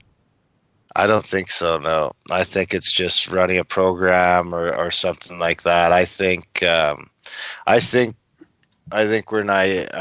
don't know. I just think it's crazy to think they're that close to being able to recreate the human mind. I think it's all well, I don't know about the human mind. I can see your point on that. I don't think that we'll be able to create something as intelligent as the human mind. I could be wrong, but I think... to me, that's artificial intelligence. And if it's not the human mind, then it's not artificial. I guess you could still call it artificial intelligence. I'd concede that. But to me, artificial intelligence starts when it's outsmarting us and thinking faster of us. And I mean, that's what everyone's scared of, right? Is when it just takes off and we can't stop it because it's out of control, which I'm not ruling it out, but I just don't think we're as close to true AI as everyone says we are. I think it's all just sort of, like I say, posturing and propaganda. Yeah, by the way, the call-in number, if you guys want to call in, it's live. Is 501-777-5631. I dropped it in the Spreaker chat. Haven't checked the Twitter chat yet, but it's 501-777-5631. But I think that, I don't know. What do you think about that, Graham? Because I think it's closer than we think. Yeah, I tend to think so too. I think that it's hard for me when we look at the UFO topic and we see that there are things flying around that seem to be so far advanced that it's either our black world is much more advanced, and I'm not even talking about ETs and all that, but a lot of those craft are, I think it's private organizations and black world stuff. So there's the technology that we don't know about is so far advanced that I think AI could even be here already. I mean, like you said, that, and then maybe what they're trying in Google and Facebook, because they probably have the ultimate access to the first available commercial stuff. Then maybe they're getting it. They're getting a taste of it. Yeah, but they just had to hire 20,000 real people because their AI can't do it. And that's that's not even hard to do. Looks I don't know if this is 262 area code or 282 area code. You're on the air with Grimerica. Hi there. This is Felix, the jingle maker. Oh, the king of jingles. Is this the guy that does y'all's jingles? He does a good portion of them, yeah. This is the guy who made the Good Vibes, started the whole Good Vibes movement. That's cool, man. Probably like 65% of the jingles, maybe. Well, that's good. You want to chime in on this, or do you got a question you want to ask the fellas, or what's going on? Well, I just wanted to kind of call in and send my blessings. Say good vibes to everybody out there in the radio world. That. Thanks, Felix. You're up late. Well, thanks, buddy. Yeah, I'm about to hit the hay, go count some sheep. My pillow's calling out to me. Right on. Well, thanks for calling in, man. Are you for hire on the jingle stuff, or are you just strictly Grimerica jingle maker? Mostly Grimerica, but then maybe in the future I'll have some sort of jingle business or something or other. There you go. What about Jingle Money Inc.? It's just kind of a front for other things. Oh, it's a drug running front. Thanks for calling in. I appreciate it, man. All right. Have a good night, guys. You too. Okay. See you, buddy. Well, that's cool. Now I know who makes your jingles. I got his number. No, I'm not going to call him. I'm just playing. You could text him. No, I ain't gonna mess with him. But yeah, I love that, man, about you guys' show. I think I love old style radio. That's why I like y'all's podcast, because it feels that way to me. It feels like you're, it's one thing to have a conversation like we're doing now, but it's cool to drop a jingle in every now and then when it's pertinent to what you're talking about. Like synchros. That's another thing that I like to talk about. You think that's not real, but you guys, every show you do, you've got new people telling you about all the synchronicities they've had. Oh man, synchronicity is something else. I had a synchronicity this week that I can't talk about, but it's probably it's up there as one of the most profound synchronicities I've ever had in my life, for sure. What happened? I can't talk about it. Have you told me? Do I know? No, I can't even. No. You can't even talk. Wow. No. Well, wow. What's the last one Teaser. you had, Grant? Yeah, that's crazy. It's the craziest thing I've ever had happen in my life, and but I can't say nothing. Like, yeah, I get it. I understand. But what's the latest synchronicity you've had, Graham? I have a lot of those little ones, little ones where I'm listening to a podcast and then I read the same word at the same time as somebody says something on the podcast, or just little flags almost every day, it seems, that just make me think, wow, that's too weird that those things line up constantly like that maybe I'm on the right path. Maybe that's kind of what I figure, that A lot of hawk synchros. Yeah, a lot of hawk synchros, yeah. So in the Spreaker chat, someone saying Art Bell was a CIA operative? Probably. I don't know how he could do that from his trailer. Maybe he was. Like a disinfo operative, maybe? I don't know. I respected the guy. I think he was after the truth, you know? He's not. He wasn't one of those guys. You've made it, though. That's when you've made it. You haven't made it until someone's calling you a CIA shill. Right. Well, no one's called me that yet. I think actually one guy has called me that. You guys, have y'all been called shills yet? Not really, I don't think. There was one guy that called us something pretty weird, but Darren, do you remember what that was? Filthy Masonic scum in the that way. Yeah. That's terrible. That's a terrible thing to call somebody. 530 area code. You're on the air with Grimerica. How's it going? Was Darren talking crap again? I'm sure he was. He might have been. Hey, so I wanted to I wanted to share a story. I heard you guys talking about the astral projection and stuff earlier, and some of the critters that people have seen. So a few years ago, I was I don't know. I've never seen anything like this before, and luckily I've never seen anything since. But I live in Northern California, and I was standing out in my front yard. It was about 9:30 at night, and all of a sudden I got a really weird feeling, and I looked over towards the road, and I have no idea where this thing came from, or if it was even. I obviously wasn't tangible, but it was a cat-like type of thing, like a large, like tiger lion mix, like a liger, Stephen King movie. Yeah, like a liger. Okay. That's pretty much my favorite animal. But it was standing out in the middle of the road. It looked like it was, I mean, if it was real, if it was tangible, it would have weighed about 400 to 500 pounds. It was a big, huge thing. It either had no hair or really short hair, crazy looking like demonic face, and it was standing in the road staring at me. And so I figured if I just actually looked at it, it would go away. It didn't. So I looked at it for several seconds, sat there, freaked out, ran in the house and told my wife because, she was going to rescue me. But yeah, that was one of the more intense things that I've ever seen. And I saw that just during the, while I was awake. You saw this in your you wasn't asleep or astral traveling. You saw this in real life. And then you had a stare down with it. I did. And it wasn't making any noise or anything, but it was probably about 30 yards away from where I could see it. And I live on the base of the Sutter Buttes. And so we've got, they say we have portals and stuff like Mount Shasta, but I have no idea what in the world that thing was. But I do some travel stuff as well, and I've heard people talk about critters like that. I'd never heard of that before. I've just started to dig in the last 2 years to all that kind of crazy stuff. And I'd never heard about that kind of thing before, so I had no idea. I mean, I had no idea what it was. I was literally in tears when I came in the house, so I was so scared. You know what I'm seeing, man? I'm seeing this thing, when you stare a cat down or a dog down, and its eyes just get bigger and more intense, and you're not going to win, and it starts puffing its back up like it's going to attack you. Did it do that? It didn't really do the back thing, but its ears were back. It had little stubby ears, and they were flat back on its head like a cat would be when it's mad at you. It was interesting. It definitely felt like it wanted to eat me, for lack of a better descriptive. It was definitely interesting experience. Yeah, I'm hearing a garage door open or something. Are you by a train or something?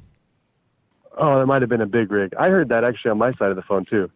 Sounded like interference or something. That's Big Brother, CIA operative. They got Graham? Graham, are you there? I'm here, yep. Did you get abducted or something? Because it sounded like a spaceship just landed or something. No, I don't. That wasn't from here, I don't think. No. That's weird. Because I heard it, though.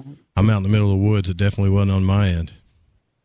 Well, I don't know what that was. Appreciate your call, man. That's a pretty intense story. Yeah, it was interesting. I'll tell you who you ought to share that with is, have you ever heard of Dark Waters? Do you know who that is? I have, yeah. What you ought to do is call his phone number on his website, and he'll kind of grill you to try to see if you're telling the truth or not. And if he thinks you're telling the truth, then he'll re-narrate that story for you. Cool. Yeah, I'll definitely hit him up. All right. Do you got any questions for the Grimerica crew while you got them? Not that I can think of. Not off the top of my head. I'll probably think of them after I hang up. All right, brother. Well, thanks for calling in. All right, you too. Have a good night. All right. pretty intense stuff. I've never had anything happen to me like that. I mean, when I was a kid, I saw stuff like that, but I think it was just my imagination. I really do. Isn't there like a whole Phantom and Monsters thread on those crazy demon black cats? I don't know. I've never heard of that. Honestly, I've heard of, Dogman, Bigfoot, Mothman. Never a cat being, though. Never. What's funny is that actually reminds me of the most lucid dream I've ever had was probably when I was, I want to say I was probably around 11. And I was like walking down a trail. I knew the trail. It was just in the woods behind town, not even far in the woods. Like you could probably see the houses through the trees on the one side. And it was a trail that I had been down so many times that in my dream, I remember I was going down it like exactly. And I just remember hearing like a growl and looking and seeing something black. And then I woke up and I just, that dream stuck with me for a long time. I wasn't lucid, but it was so hyper realistic that, yeah, crazy. I just thought of that about the black cat. You know what I'm thinking, Graham, is I don't know if you've had an experience with this or not, but I've always wanted to be able to travel since I was a kid because I've always thought about this, like go into the dream world or the astral realm with other people. And see, Thomas Campbell talks about that, and a lot of people from the Monroe Institute, like, yeah, we all took this trip, we went to this planet, and we all saw this. It's like they all went on this astral journey together, psychedelic type, out-of-body journey together, but that part of it is kind of hard for me to believe, even though so many people have told me about it, because it just seems too hard to do. Yeah, I agree with you, but that's something I'm interested in as well. Is meeting some people in your dreams and planning that trip, and yeah, it reminds me of the soul rescue type stuff. Or there's other Monroe programs that do, and I agree with you. I have a hard time believing it as well, because I mean it's hard enough to even become aware in your dream or to control your dream. I mean, to actually set it up where you meet other people. But I mean, you hear these, we had Robert Wagner on, who was really into lucid dreaming, and he's done all kinds of research, and he's done lucid dreaming himself for decades. And hearing some of the people at the conferences and when they're actually dreaming at the conferences and come up with answers to questions that you could only, that are hidden in envelopes, and you could only find them through your dream. Like it's pretty amazing, the evidence that's there. I mean, of course, it's not scientific double-blind studies, but you can't ignore that kind of evidence. So it's real. Well, let me ask you guys. Well, I'll ask you this question in the chat room. Rachel wants to know, what is Graham's view of the flat Earth? Oh no. I'm shape agnostic. Come on. No, I don't even. To be honest with you, I think that's a bit of a psyop, and I don't even think we should be giving it any energy. That's my. There you go. I was gonna say that agnostic shit's a cop out. Yeah. So a psyop is like when I feel like it's. Yeah, keep going. That's like when people put out disinfo to distract you on purpose, right? I figured that it's something like that. And then it's and I don't have any evidence of this. I haven't looked into it, but I feel like that it's a topic that has been pushed into our consciousness for a reason, to measure maybe how we act and who clings on to it and how many people buy into it, and they just study the reactions of all of us in this sort of bullshit conspiracy. Well, I totally agree with you on that. I don't even. Honestly, I don't know if it's a distraction, but I know that a guy put himself in a rocket to try to disprove it. Like he made his own, like Arkansas style. He made a rocket out of scrap metal, and I don't know what he fueled it with, and tried to fly himself up in the air to prove this thing. And he almost ended up dying. I don't know if you guys heard about that or not.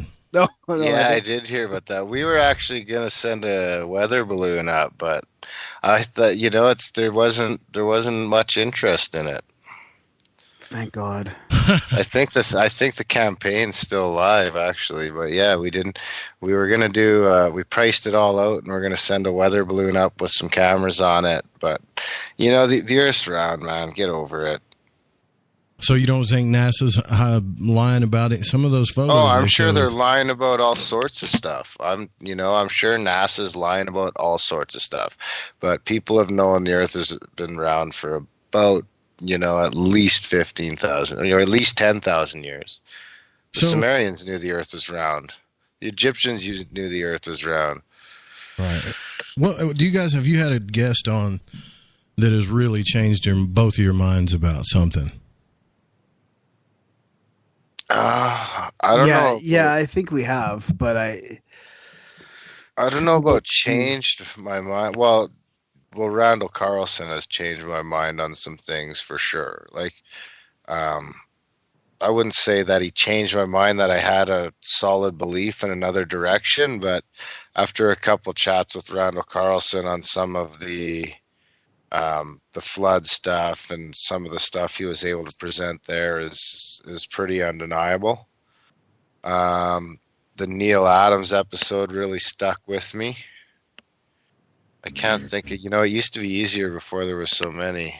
Yeah, it's almost like they've expanded our minds in a lot of ways to things, but it's not like they've absolutely changed our paradigm. Like, yeah, there's just different things to think of, like whether it's electric universe theory stuff or expanded Earth or different types of like Nassim Harriman's work. I mean, a lot of it is sort of confirming Ephraim's water on Mars. Actually, that's 100%.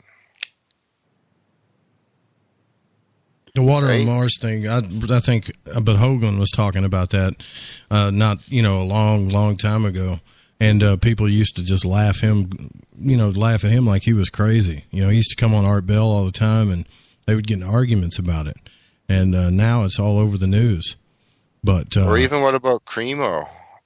Oh yeah, for sure. When he gets into his millions of years, some of that might be far fetched. Maybe it's not, but the pre-civilization thing, we haven't had Graham Hancock on, but we've had a couple of the pre-flood civilization people on, and that's one that I've come around to, whether you want to call it Atlantis or not, but definitely the pre-flood civilization, I would say.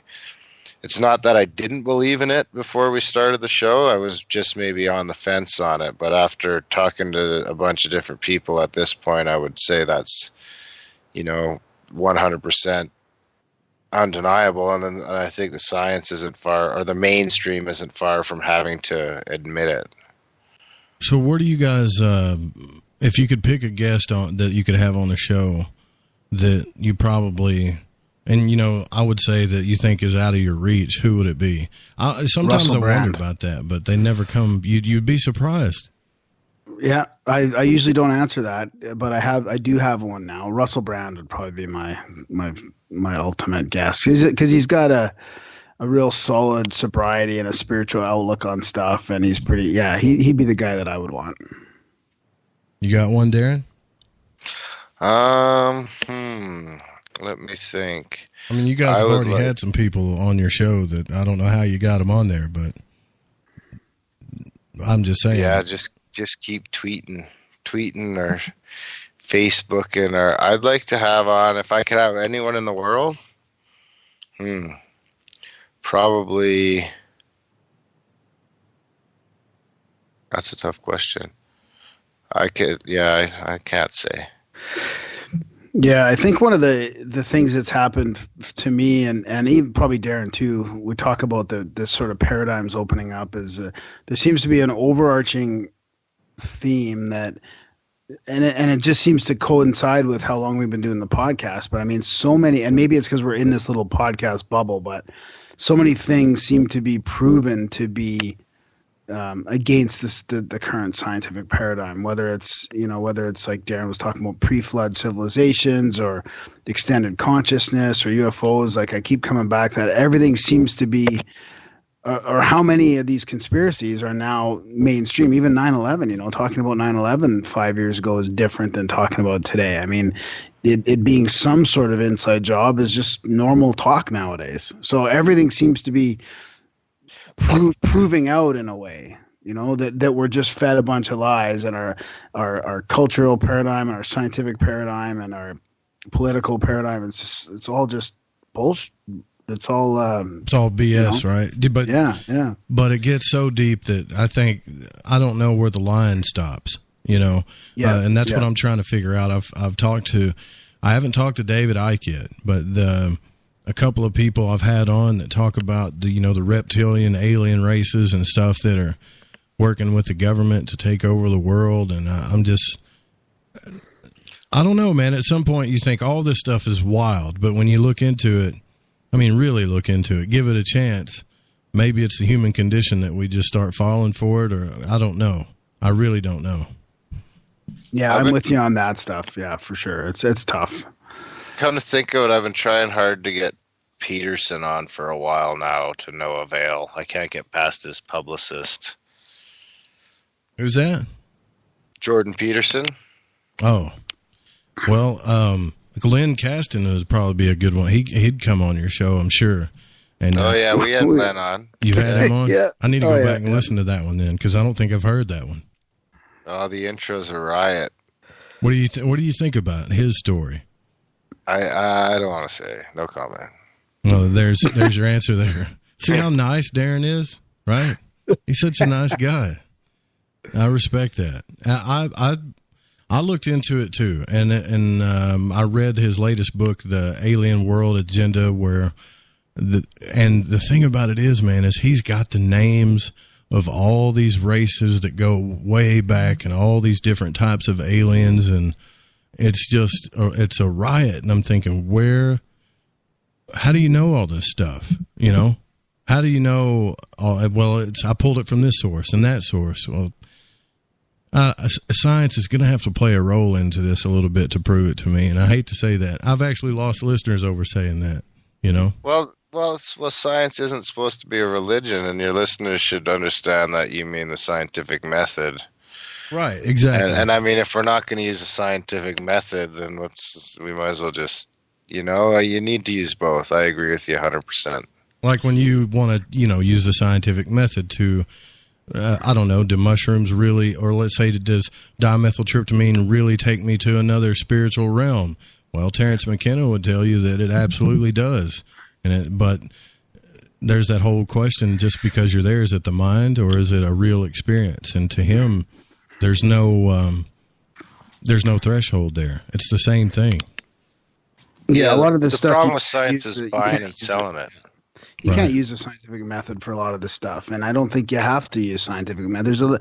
There's enough people having experiences that, for the type of stuff we're talking about, is one thing to believe that, but it's when these guys like Len Casson and Ike are talking about these overarching, whether it's the Archons or the reptilians or trips to Mars and all this, it's hard. I wonder if 5 or 10 years from now we're going to look back, because sometimes these things take years, like for me anyways, to awaken to a new idea. Are we going to go, wow, that really has been happening? Look, we might be off planet now in UFOs that have been flying off planet for decades of some sort of breakaway civilization. So going to Mars might not be that much of a stretch, really. If you get off world, why not go to Mars? But I don't know if it's, if the colonization thing has happened, or if reptilians are really controlling things. But when you think about, wow, there's so much deception going on, and maybe whether it's the Archons or the reptilians, it does feel sometimes like there's some higher level spiritual warfare going on, and we're just the pawns, and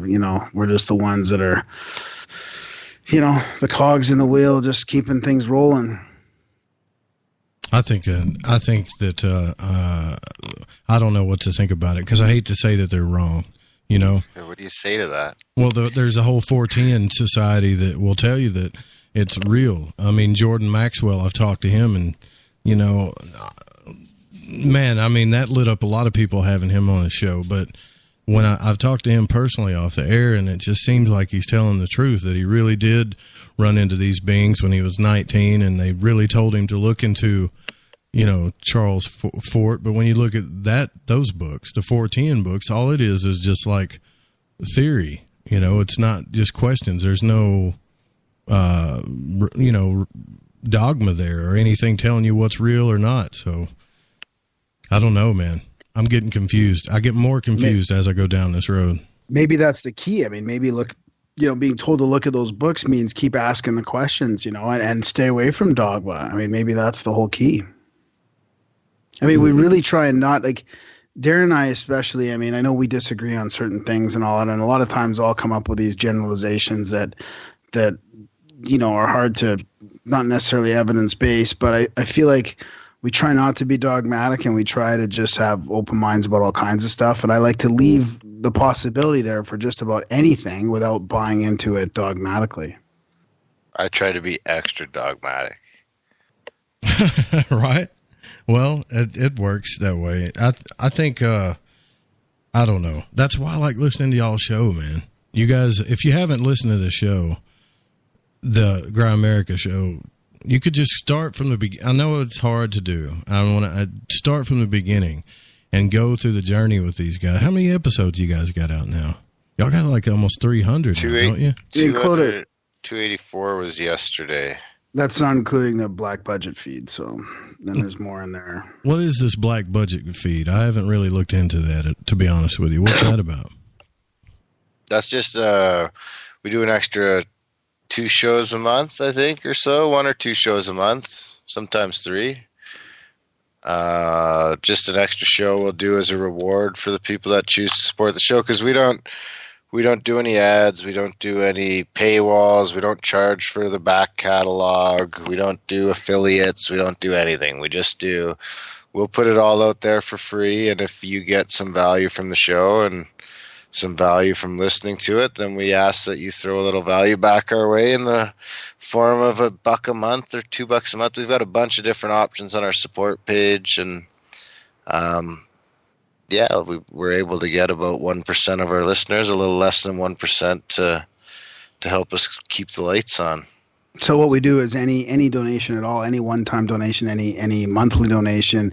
I mean, even an email to me saying that you can't afford it will get you access to the black budget. I mean, it's just, and we've put Greg Carlwood in there recently, Randall Carlson in there recently, Alex from Skeptico and Red Pill Junkie were in there. Like, there's some pretty good episodes in there, and we get a little bit more controversial, and we've got some different ideas for what to do there in the future, and then we still try and push out extra content in the regular feed as well, like doing at least 4 to 5 a month in that feed. Okay, so I know you had the black budget feed on there. I just didn't know like how how it worked. Yeah. Well, no, I mean, I kind of knew how it worked, but I didn't know. When you say black budget, I'm thinking, what are these guys talking about? What are they? It's our black budget. There's be some juicy stuff in here. No, there's definitely some juicy stuff in there. I'm getting a message asking, is this one guy high? Yeah, I'm pretty sure he is. Yeah. If you're talking about Darren, I would assume that he is. I'm just assuming. Yeah. That's right. That's right. You gotta love these guys. You guys, and I'm assuming you're Canadian. Saturday night, man. What the fuck? You're into hockey too, right? Come on. Not as much as I used to be, but go Jets. I know. I heard Graham talking about playing ball hockey. If he was any taller. But if he would have went pro, I wouldn't have a podcast partner. So. Well, Dave Scott has gotten me into hockey a little bit, I got to admit, and the Canadian crew at Spaced Out Radio. But when I watch it, I don't know what I'm seeing sometimes. Like this whole icing thing, I don't even know what that means. What is that? Well, it used to be way cooler before they were pussies, because it used to be that they used to actually have to skate. What does icing mean though?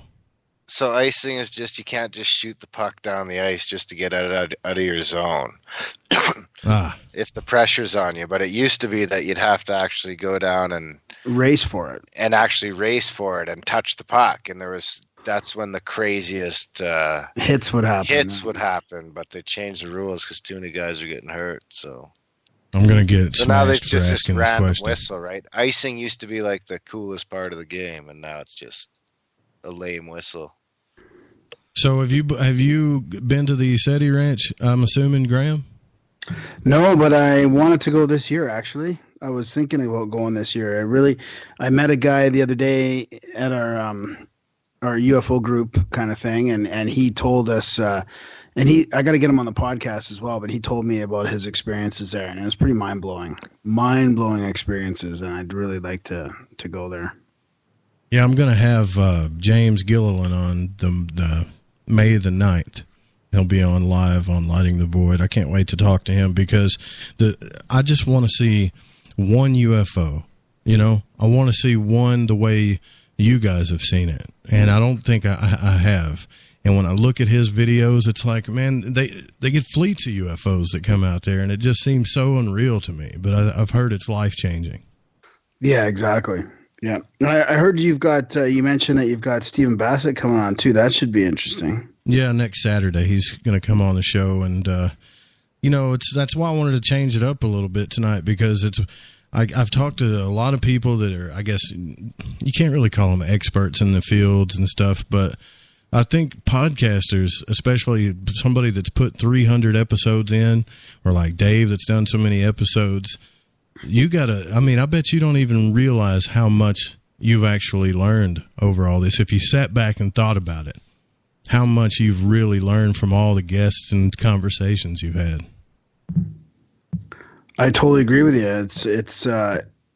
We've had people say that, and I don't see it. I don't see how we know, anything more than we did before, but you do soak up some of it, I believe, but it is one of the last, I think and Darren will talk more about this. He's more passionate about this being the last platform of free speech, like uncensored, free speech. I mean, I think you've got it pretty free here with yeah, go ahead, Darren.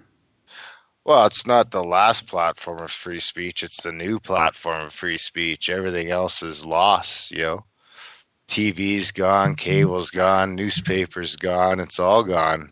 They thought they had us, and then all these assholes in their basements started these podcasts, and now all of a sudden, 7, 8, 9 years later, we're a couple of years removed from podcast players being in cars and FM radio being extinct. Well, I hate to even hear that. I know that sounds cool to a lot of people, but I hate to hear that.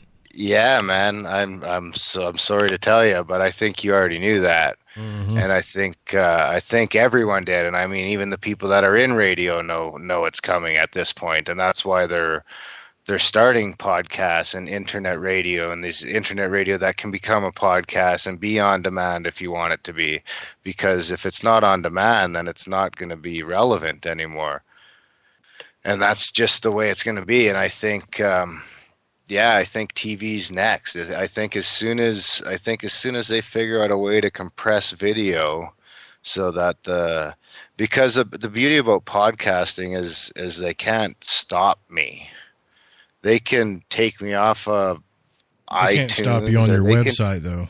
They can take me off of Libsyn, but I can just pay the couple $1,000s a month and invest in my own infrastructure, and they can't delete my RSS feed. So right now for video, that's really hard to do. I mean, if you don't have an existing platform that you're making a lot of money, it's pretty hard to invest in the video storage. But that's going to change, I would say, in the next 5 to 10 years, and then we're really going to go after video. So I think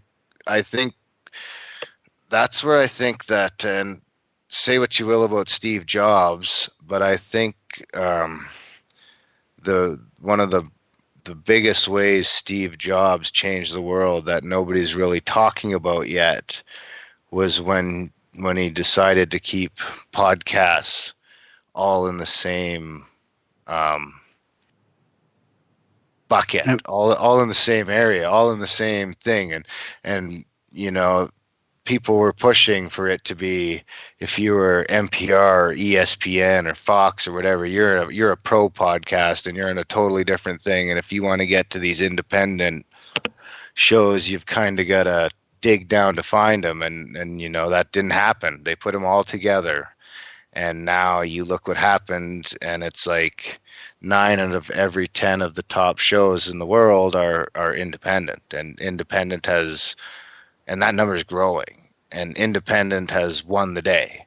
And podcasts like Joe Rogan now are the new Oprah, and he's getting as many views as Oprah was getting, if not more. And that number is just going to grow. And I think, you're still looking at I think it's still, you know, in its infancy. I think we're really just getting started, and I don't think they know what to do. I really don't think they know what to do. Well, Dave has proven that to me with Spaced Out Radio and Fringe FM. I've seen it grow over the year, just like I've seen you guys' show grow.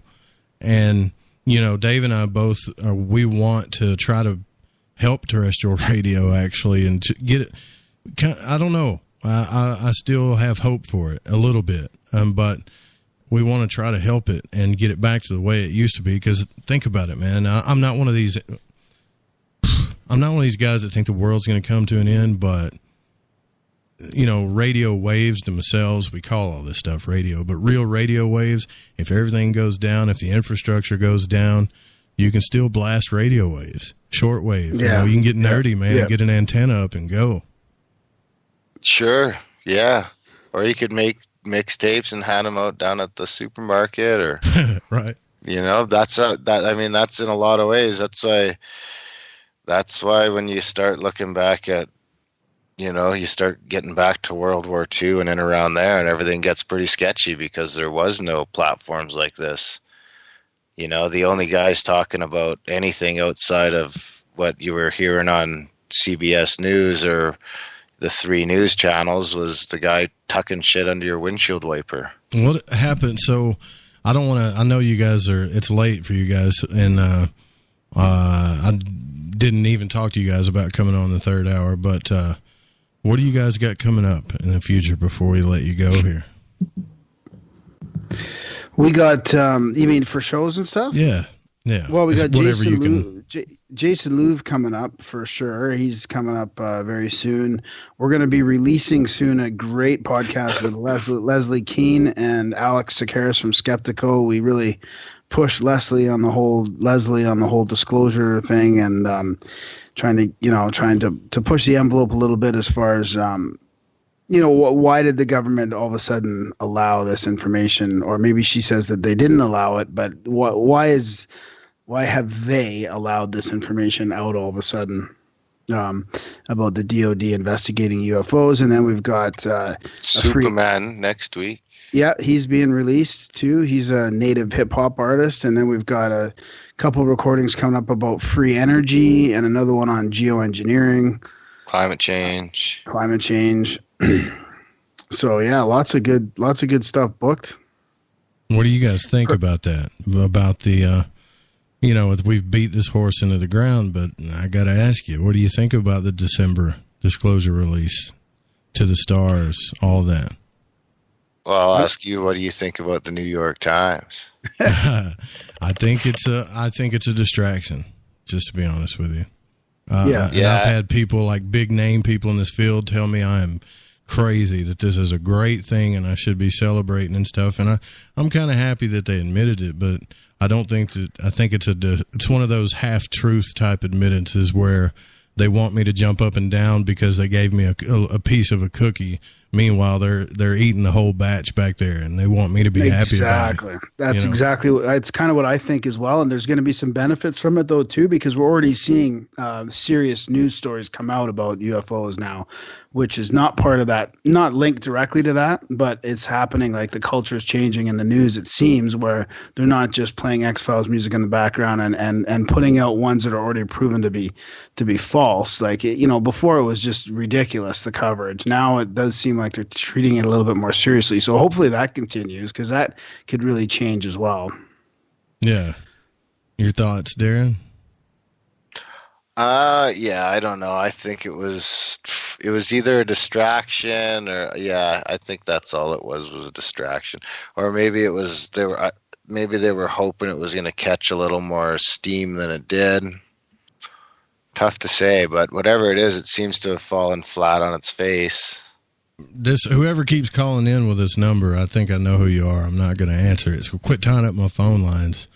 This person, I know what they're trying to do. They're trying to troll the show. But are they? I can handle a troll. Yeah, but I don't have. There's no telling. As soon as I say you're on the air, I don't screen the calls, so I try to keep up. Oh, you don't know what he's going to say. Yeah, I don't have a delay system here or anything like that, so I try to keep up with the numbers when I know, and I kind of, I've got a ways to screen them a little bit, but they just keep calling over and over again. I know what they're trying to do, but they're really just tying up my phone. So quit it. Could be a Grimerica fan. Nah, I know this. No, if it was, I'd answer it. But you guys, man, thanks for hanging out with me. I know it's late, and it was, I guess, kind of short notice for you guys. I don't know. I really appreciate it because I've been a long-time listener of your podcast, and I know it doesn't show by some of the questions here, but I've listened to I listen to like 20 podcasts a week. Yeah. Yeah, I know the feeling. Yeah. Yeah. Thanks for your support, man. I really appreciate it. And and thanks for listening to the show, and thanks for having us on. It's been great. Yeah, if you ever want to talk magic, how it relates to religion and mystery schools, you let me know. I'd love to come hang out, chat with you guys or whatever about it. That'd be for sure. Really cool. Yeah. And we'll get you on in June sometime for sure. To the Cruising with Steak crowd too. I love you guys too. I know you don't think I do, but I do. I miss James Cruz. We love them too. You guys, they're a little weird, but they're lovable for sure. You guys, thank you so much for coming on. Oh yeah, give out all your links. Every link that you can give out. Well, I'm on Instagram, and that's just the Grimerica show on Instagram, and then Darren's on the Twitters, and Grimerica.ca is the website, and of course in iTunes you'll find it on the Grimerica show. We're on all the podcast platforms, and YouTube you can probably just search the Grimerica show as well. Hey, Darren, what else you got? Yeah, that's about it. Grimerica.ca/support is where we have all our support options, and if you just put Grimerica into Google, we didn't really think about any SEO when we made the name. So if you put in Grimerica, we're pretty much everything that comes up. Thanks, guys, again for coming on the show. I've had a blast talking to you. Thanks, Joe. Hey, thanks for having us. All right, guys, we'll be right back. That was Darren and Graham from Grimerica. Really cool, guys. You need to check them out. Really go check out the podcast if you haven't heard it. We'll be right back. From the mile-high state of Colorado, sharing our signal around the world, I invite you to Spaced Out Sundays. Hi, I'm Tessa Nicole Thomas, and I'm closing out the week by taking you on a paranormal journey to the world of the weird. Ghosts, aliens, psychic phenomena, I will hit it all in your questions too. So let us highlight the paranormal for you. So come join me for Spaced Out Sundays starting at 9 p.m. Pacific, 12 a.m. Eastern, only at spacedoutradio.com. Let us play with all our toys. The Call of the Wild is in Vancouver. The Moose Vancouver is one of the hottest bars and restaurants in the city. Open until 2 a.m. nightly, the Moose will rock you like a hurricane all night long.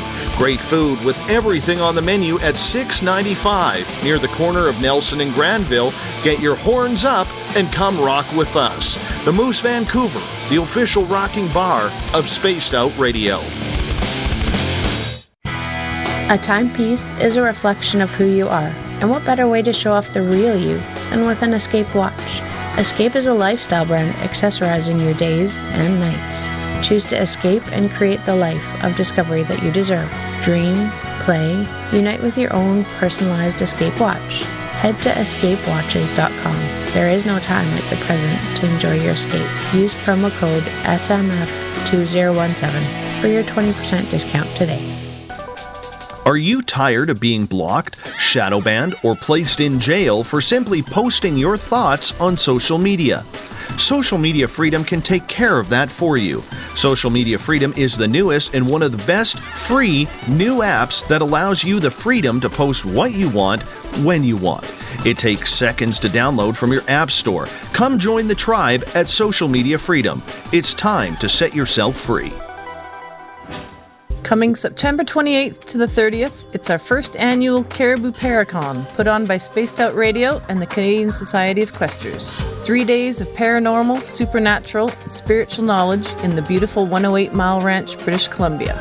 Tickets are $150 Canadian for the event, being held at the Spruce Hills Resort and Spa. Come watch our featured speaker, Grant Cameron, along with Lorian Fenton, David Weatherly, Ross Allison, and more. The Caribou Paracon, celebrating everything paranormal. Not ready for bed on Saturday night? Right after Spaced Out Saturdays, hop on over to S4 with Corey Ruiz and me, Eric Cooper from Forest Moon Paranormal. With S4, there are no limits to what we try and uncover. From government conspiracies to helping clean up the paranormal, no topic is safe on S4. We get to the heart of the matter, of the subjects you want to learn more about. So tune in on S4 starting at midnight Pacific, 3 a.m. Eastern, only on spacedoutradio.com. This is Eric Markham, news editor for the Spaced Out Radio's The Encounter Online. We have put together a great team of writers and journalists from all over the world to bring you top-quality paranormal stories, from alien encounters to the latest conspiracies. You won't find any of that fake news here. True stories and top-notch reporting as we look to bring these experiences to the mainstream. The Encounter Online, only at spacedoutradio.com. Hi there, this is Dave Scott from Spaced Out Radio, and I want you to come on a nightly journey. Starting at 9 p.m. Pacific, midnight Eastern, every Monday through Friday, you can come hang out with me and the other space travelers. We have it all from Carl the Alien bouncing on by to those misfit gnomes causing havoc. It's 3 hours of fun and entertainment on those topics the mainstream really doesn't want to touch. Come get all paranormal with us at spacedoutradio.com, and together, my friends, along with our resident guitar god Bumblefoot, we own the night. Do you want to know the truth? Do UFOs exist? Are aliens real? Are the governments hiding the biggest secret in history? We're UFO seekers, and we're on a hunt for the truth. Subscribe to our YouTube channel and follow along with us as we journey across the United States, visiting UFO hotspots and alien hotspots, trying to document the UFO phenomenon. Catch us on Spaced Out Radio every third Monday of the month as we discuss Area 51, UFOs, and more. And also, don't forget to subscribe to us on YouTube. Looking for a place to advertise at a very reasonable cost? Look no further than Spaced Out Radio. SpacedOutRadio.com has an advertising tab that you can click to check out our daily, weekly, and monthly packages to play on the radio, or our website including social media. From commercial spots to banners, we have it all. Check out our competitive pricing today.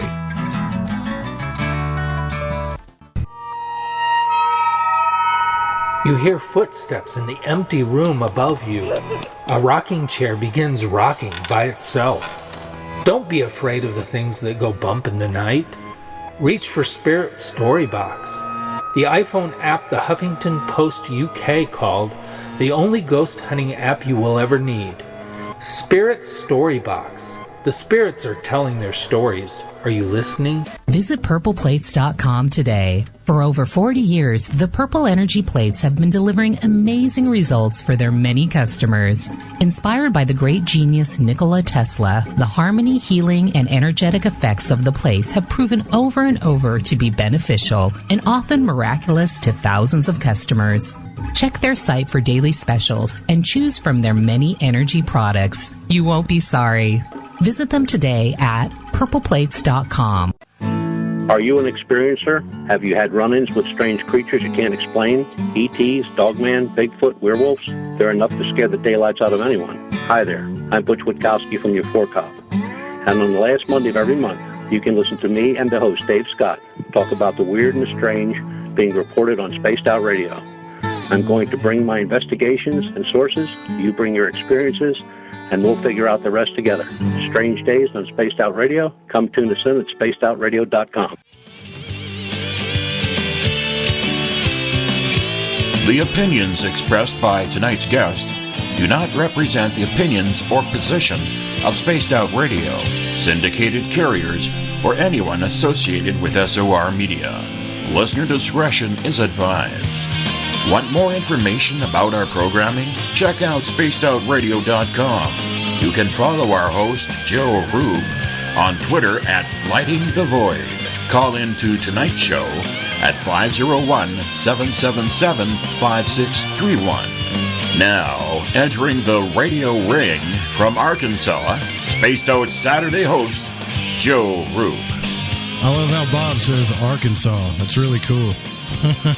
Welcome back to Spaced Out Saturday. We just had the guys from Grimerica on, some fellow Canadian podcasters. Really cool conversation to be able to talk to those guys, and they were actually being good, and they were being really good. And I want to thank them both for coming on the show and talking to us. Now, I got a little bit of surprise for you here on this third hour. I've brought on the man himself, Dave Scott, and Everett Themer as well. And just to kind of clear the air about a couple of things, because number one, I want to say that I haven't gotten to say this officially yet on the air, though, Dave, is I'm really proud of you for making. Thank you.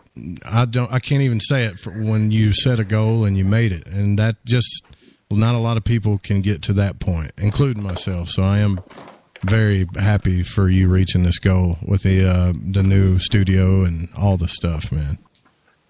Hey, I appreciate that, man. And, it's a team effort.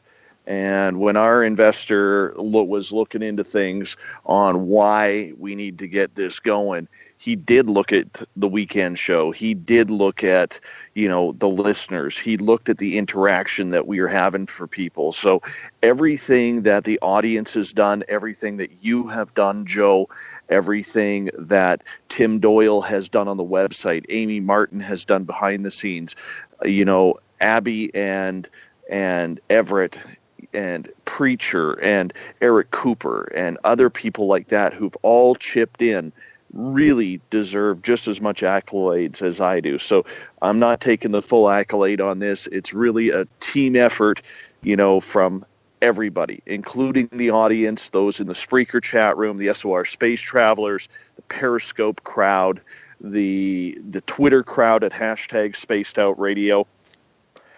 That's what got him convinced. Well, I wanted to bring up a subject here, and maybe you guys, this is going to be like an open schooling session here, because I'm not Dave Scott. I'm the junior broadcaster here. And what I'm having a little bit of trouble with is I love each and every listener that listens to the show, regardless of if they don't agree with me or not. I'm just happy that they take the time to listen and hang out with us. But when they get upset about things, I don't understand. Sometimes I don't know what to do, like this whole gun control deal that, everybody's got a stance on that, and mine and yours differ. But I don't understand why you and I can talk about it, and then other people just want to boycott it or start a war about it. I guess I don't know how to deal with that yet. Well, you know what? It really comes down to, with me, it's very hard for a lot of American listeners to take a Canadian's take on it, because we actually have a lot of strict gun control laws here. We have a lot of rules and regulations, and I don't agree with a lot of them. I really don't. Do I own a weapon? No. Am I pro-gun? Yeah, absolutely.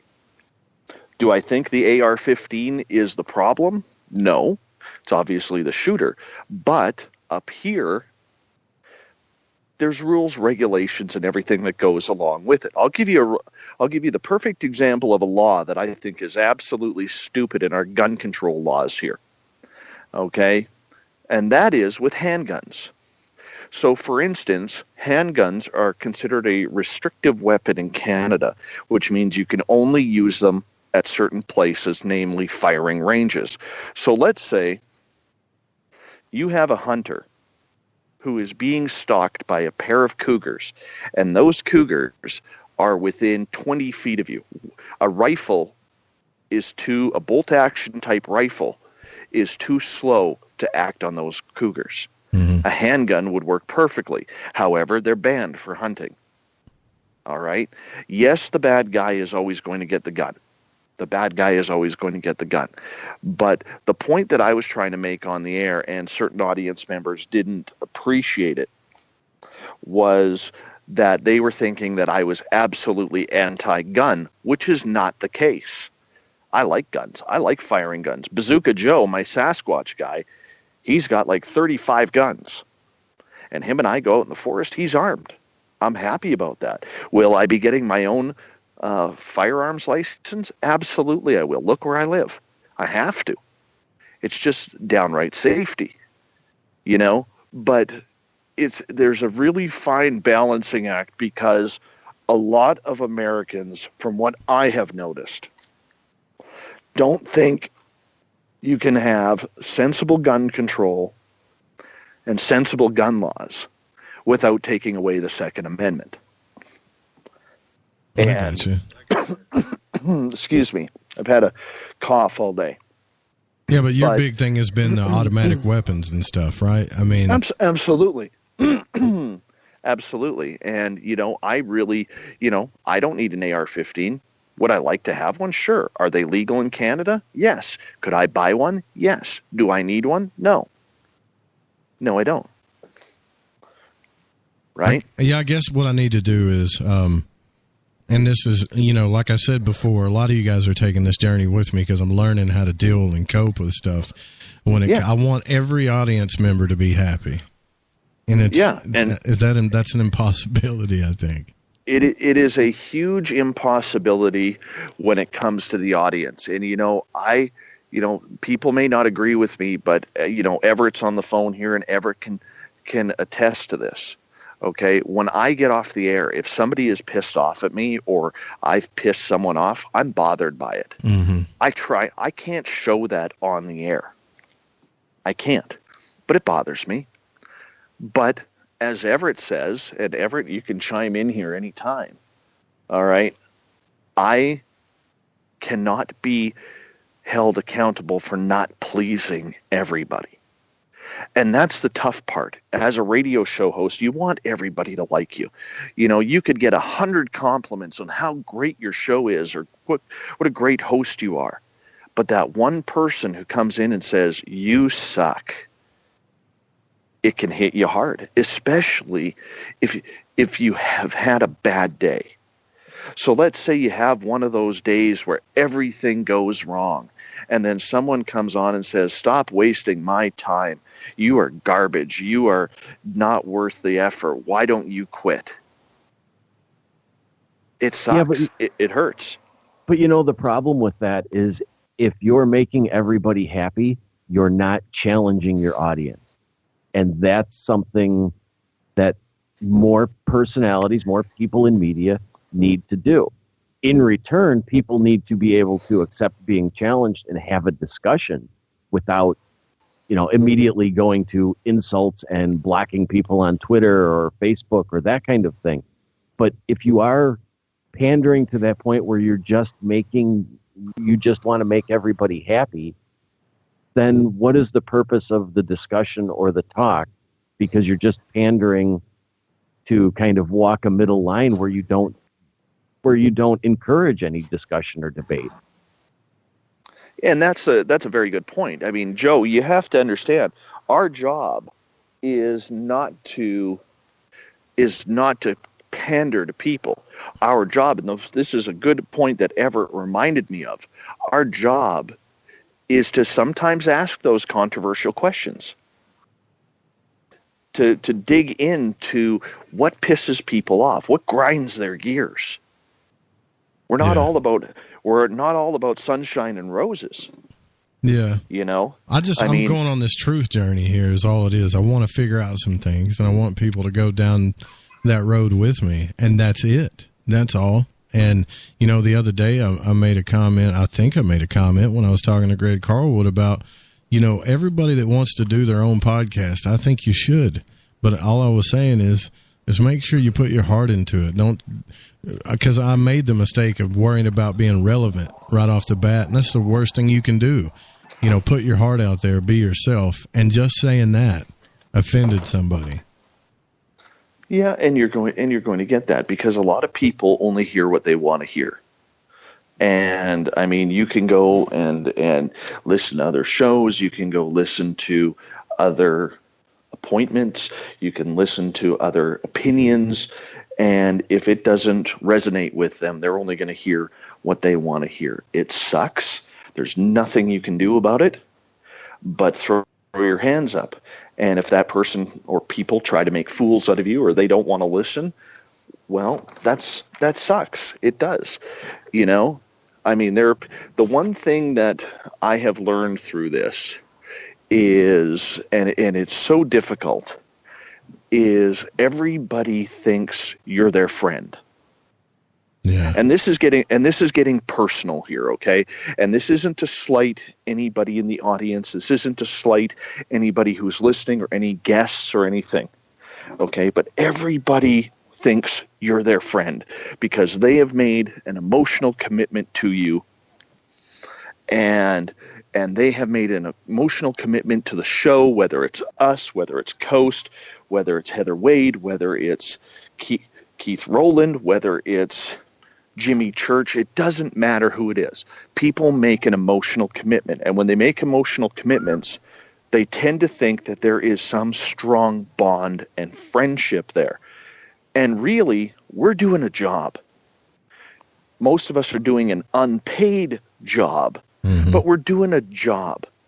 This is our job, to entertain, to enlighten, to search for truth, the quest for knowledge, search for the Holy Grail. Let's get the answers. We're the people who are putting our voices, our reputations, our everything on the line to try and get that message out. Whether you're a podcaster who has 25 downloads a month or whether you're a show of coast-to-coast size, it doesn't matter what it is. You know, there's always going to be someone who takes the message wrong. And it doesn't matter. You can talk to them until you're blue in the face. They won't get it. It sucks. They only want to hear what they want to hear. And you've disappointed them. And that's the big one you got to get over, is that you've disappointed them. And now they don't feel, after making an emotional commitment to you, they don't feel that they can trust what you say. It's nothing you haven't done wrong. It's that they didn't agree with your opinion. And some people may call BS on that. I'm very okay with that. Very okay with that. You know, it just sucks because the bigger you get, the more popular you get, the more trusting the audience gets with you, the more chance of everything backfiring happens. And when those people decide to leave, other people come in. It's like a giant rotation. My chat rooms are not the same people as they were 2 years ago because people's lives get busy. Tragedy happens, work happens, family problems happen, their schedule changes. All of a sudden, the boy has hockey practice at 5 o'clock in the morning, so they got to be up at 4. They can't be staying up until 1 a.m. to listen to the show. Yeah. Well, I don't think I would have had some of the experiences I've had if it wasn't for Spaced Out Radio. Like, I'm on this big, I mean, you both know now, I've never been on such a big UFO kick in my entire life, but because of this crowd, I'm bound and determined to see one and communicate with one. That's all I want to do. And I don't know how along that journey. And what's funny to me is, and I'm getting to the point, Dave, where I don't care. And I hope you don't get mad at me by saying that. But I'm really getting to the point, and it takes a lot to get me to this point. But I'm getting to the point where I'm stopping about caring, you know, when it comes to who I've offended and who I haven't. Because you come to me and you act like you're all spiritually enlightened, but you get offended at every word I say. I can't deal with that. Emotionally, I just don't have the energy to deal with it. Well, that's a good place for Everett to jump in, because Everett's the one who has been one of my constant reminders of remembering that this is a job. It's not personal. It's a job. I think that, Joe, that's a great place to be, because it kind of shows that you're ready and willing to not try and please everybody. And if you, there is a fine line there. You want to care that you're providing something that is quality and that you believe in, but you don't want to care so much that you're trying to change your views or what you're saying based on your responses that you're getting from the chat room entirely. You know, you don't want to change your view. Now, if you come to a change in your opinion based on a discussion that you have with a guest or an interaction with the audience, that is completely different. But once you start going, people are getting mad at me, so I'm going to look at this differently, that's not the right way to change your view.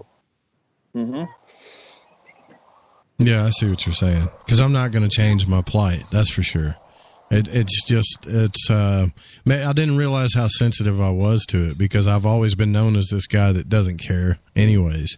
But when you get a bunch of people, like you say, I get messages on Facebook all the time now, emails and stuff all the time, and people talk to me like I'm their best friend, and then they get upset with me, and I'm thinking, okay. Then they say, well, I'm not the only one who thinks like this either, and then that's like they're threatening me. I'm like, why you're threatening me? And I don't even know you, you know? Yeah. So it's weird. It's just weird is all I'm saying. And it's weird to talk about it on the air, but I feel like it's the best way to get it off my chest. Well, sometimes you have to get it off your chest. I mean, you know, it really sucks because I'm a people pleaser. You know, I want to make sure that I'm making everybody happy. And, you know, it's the little things, you know, like when we have people come into the Spreaker chat room, you know, or one of the other chat rooms on Periscope or the SOR Space Travelers, I say hi to everybody because I want them to know that I'm acknowledging them, that I see them there, and I'm very thankful for their presence. And then when you don't see someone for a while, you start to think, oh my God, did I piss them off? Why aren't they here? Why haven't they been here in a while? You know, and, you know, there are certain situations that you can't even control that somehow you get dragged into. You get dragged into it. Guilty by association type thing or whatever. Yeah. Exactly. You don't act too fast. You don't act too proud or proud enough. You, somebody more popular comes around and somebody thinks they're more popular than you are, and they decide to make a change without even telling you. I mean, things like that happen. Things like that totally happen. You know, and another thing too is that, you know, both you and Dave are out there show after show, putting out your opinions, your thoughts, you know, making quality broadcasting. It's very easy for a listener who's, granted they're invested, but they're listening to the show. It's very easy for them to get upset, get mad, find something to pick on and be upset about, and then just either raise a ruckus and, you know, cause a little stir, or, you know, eventually most of them, they'll just go find somebody who basically is saying what they want to hear anyway. Caters to them. Yeah. Yeah. Yeah. And that's the difficult part, is finding that happy medium in between. I mean, there's nothing we can do. Nothing. You know, I mean, there are people right now, you know, through the whole mess that's happening on another network, there are people right now who are really trying hard to figure out, well, where do we listen? Mm-hmm. And you try and give them that opportunity, and they don't even want it, right? They just want to be mad. People want to vent. People want to get angry. They want to be, you know, pissed off. And no matter what you do, you can't control it. And it hurts because of the fact that we are, you know, an entertainment to them. We are somebody who is, how could you put it? We are somebody who should have the answers. They're used to coming to us for the answers. And when we don't have the answers or the answers they like, they take it personal.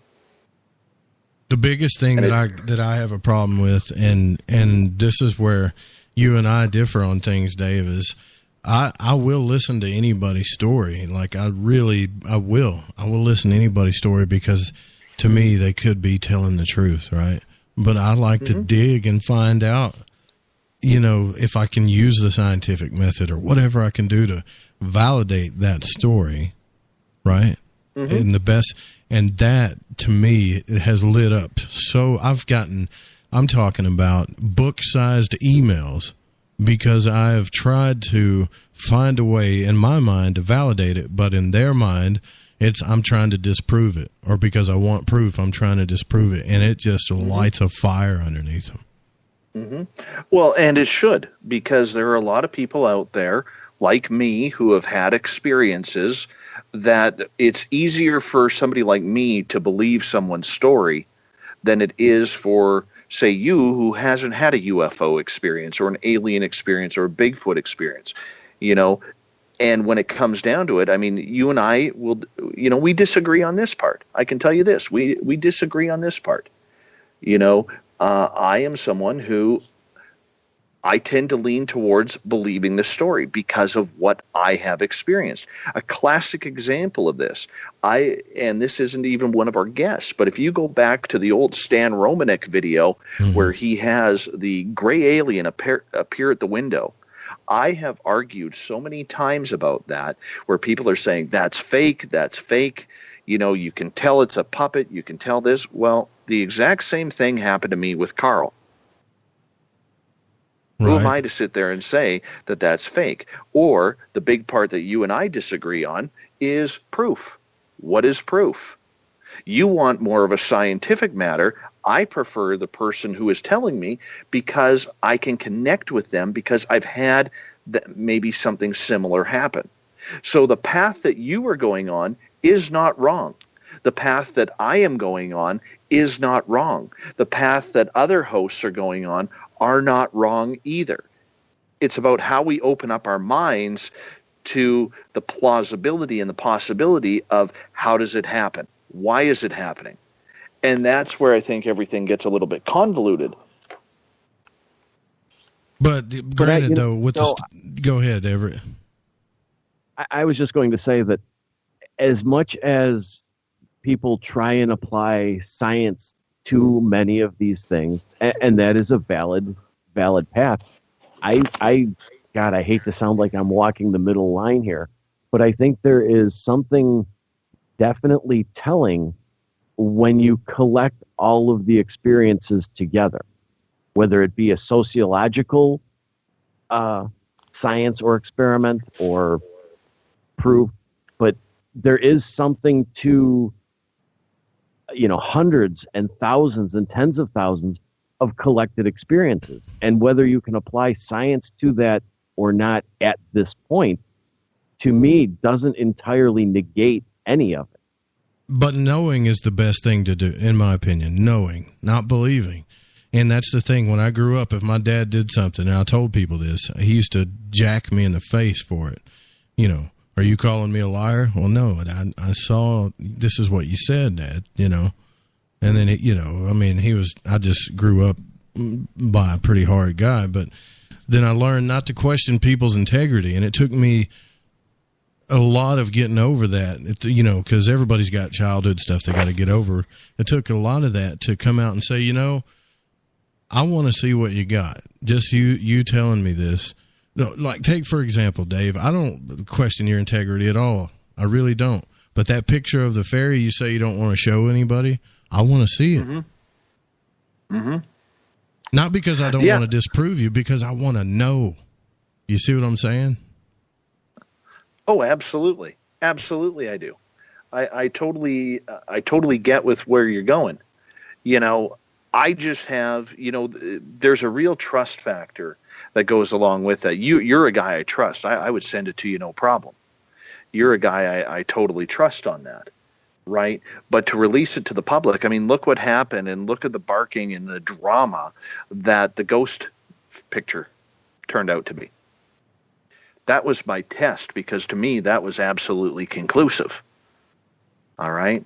Absolutely conclusive. Yeah, I did see some people coming out the woodworks to try to disprove that, and it was crazy to see some of the stuff they said. Exactly. I've seen this picture before. I think one guy come out and said, I saw this picture before somewhere, and I'm like, no, you're totally making that up, man. You've never seen this picture before, because this is fresh off the camera here, man. The funny part about it is the guy who said that, and that was in a thread that Chris George Zuger from the Den of Lore had set up. The guy who had said that had actually been a former guest on my show. And I went, really? You really think I'm going to put this out there for fake information when I've been very, very hardcore about fake news and exposing it in the alternative? Like, come on. But how much do you think, though? How much of that do you think has been caused simply by the fact that so many other journalists, radio hosts, podcasters have sensationalized or I don't exactly want to say fabricated, but they've exaggerated what they have and put it out there to the public, basically making anything that anybody else would present as already facing doubt. Oh, that's a good question. I mean, that gets into the whole science aspect that we have tried to debate on this show numerous times. There are some brilliant scientific minds out there trying to explore the paranormal. And, you know, if we just stick on paranormal, never mind UFOs, we could go into cryptids on this too. But then we have 90% of the people out there who haven't done a scientific experiment since high school telling us that they are conducting scientific research. I mean, we have debated that ad nauseum. I would love for somebody who is way more scientific than I could ever be in my own, ever in my life to prove some of this. But in this field, we have a lot of opinion being pushed over as science. And that's, to me, what ruins the credibility of a lot of what we do in this field. And it needs to be called out. Yes, people are sick of old Davey here talking about it, but it needs to be called out. Yeah, I don't think if you wouldn't have pressed the to the stars thing as hard as you did, I honestly don't think a lot of that would have come to a head the way it did. You know, like you kept pressing that over and over again about getting people on the show that needed to come on the show and answer for some of the stuff they're saying. And I watched, and you may not take credit for this, but I think it was partly you that did it. I watched the community turn about face on its head as you kept pushing it for this stuff while it was happening, you know. Well, let's get to Everett's comment first here because he was going to say something, then I'll answer that. I was just going to say, I guess, with what you had said before, at what point does the experiences of everybody become a validation versus searching for a scientific validation of the experience? That's a good point. When you have thousands of people experiencing something independently, just because we can't prove it with the scientific tools that we have today, does that negate it? I mean, there were still planets out there before the telescope was invented. There were, at what point does the science, I don't want to say become irrelevant to the experience, but at what point does the experience begin to become the proof? Well, but the problem is you have a lot of people who will say they can debunk that, right? It should be debunked. And I think a lot of people too, and I'm sure you both will agree, and even people who are more scientifically savvy than we are would agree, there's a big difference between scientific proof and debunking. Debunking is a coined paranormal term where we think we have found the answers as to why EMF readers are going off, or orbs in photographs, or something along the. I mean, how many times do we hear the word pareidolia, whether it's visual or audio? Mm-hmm. There's a lot of things that go on with that. And when I look at it and I sit here and I listen, these aren't scientific people. If I had a scientist, well, like we do with Eric Markham, we have a scientist. How much stuff have we bounced off of Eric Markham? A lot. Where he will say, I have no conclusive answer for that. It happens all the time. Why does that happen? Well, it happens because there is no scientific proof. And the problem that we have, whether it's paranormal or whether it's cryptozoology, is that we have too many people voicing scientific theory as hiding their own opinion as scientific theory. Bigfoot's a great one for it. Fantastic one for it. And that's where I get a little bit off keel with everything. Now, you said about the To the Stars Academy, okay? That for me was an easy one. because as a journalist, I saw so many things wrong that weren't adding up. 2 + 2 is not equaling 4. That's why I was questioning everything on it. And that's why I said to everybody back then, relax, let's listen, let's figure out what we need to figure out before we jump on the bandwagon with this. And then all of a sudden, you get people like Grant Cameron, you get people like Lorian Fenton, Melinda Leslie, and others saying, there's something wrong here. There's something wrong. And what we do, Joe, as a host, we can't always go on the air and talk about our private conversations with people. Okay? Whether you're getting information from Victor Vigiani or Stanton Friedman or Michael Huntington or whomever. Right. We just can't go on the air and say that because they're going to say a lot of stuff off the record. A lot of times you're forging your opinion by talking to people. The people in the know. They're filling in the blanks. Our job is to ask questions. That's our job as show hosts. We ask the questions. And whether that's on the air or off the air, and some people may not like the answer. Let so me with ask the you two, go ahead. A sensitive question. And this one is one that I need to get off my chest. Let's say you went somewhere to, I don't know, let's just say hunt for Dogman, for an example, right? And you went to a place that was known for Dogman sightings and all kinds of stuff. And you go on this walk with this person, and you kind of catch them hoaxing something a little bit. Maybe they are, maybe they're not, but you can definitely see the illusion happening, and you caught it, right? Yeah. Is it your job to crush people's dreams by saying what you saw? Or do you just leave it alone? No, you're a journalist. You go on the air with it. Interesting. You go on the air with it. You have to. You have to. I'm going to agree with Dave on this. I mean, we have such a problem in these fields with people hoaxing to begin with. If you catch something, I guess you don't have to intentionally out them, but you can't cover it up either. If you were to go on a Bigfoot hunt or something, and you saw somebody hoax something or make something up, I would say that if it were me, I would probably not go public with it right away, but I would never have that person as a guest or as a source for anything.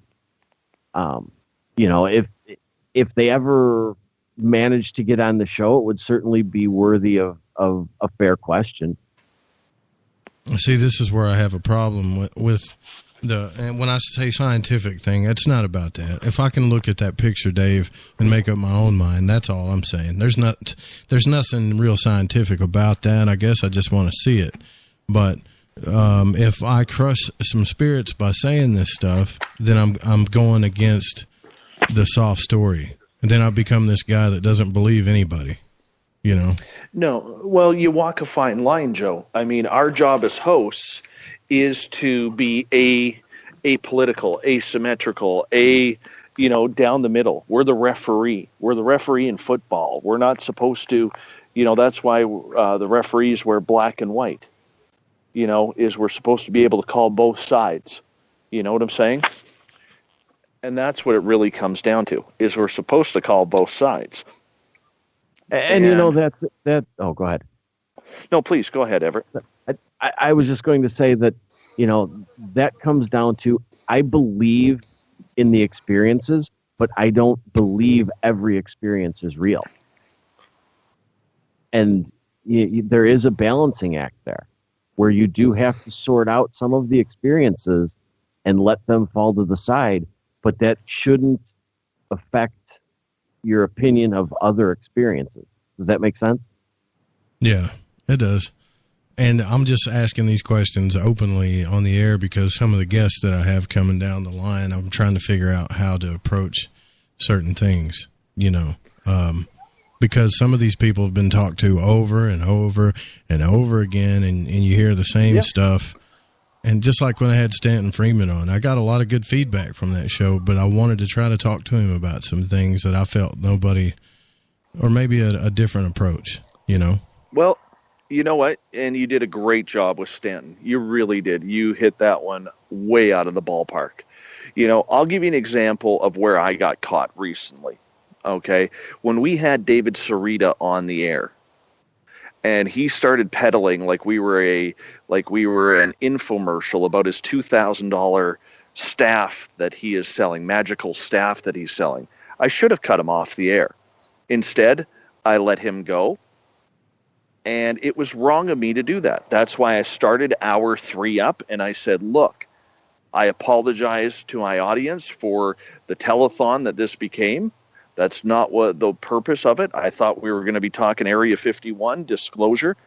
And that's what happens when you don't take control of the show, is you lose control of what the guest is saying. What I should have done is I should have said, Dave, are we going to be talking UFOs tonight, or are we going to just be peddling your staff?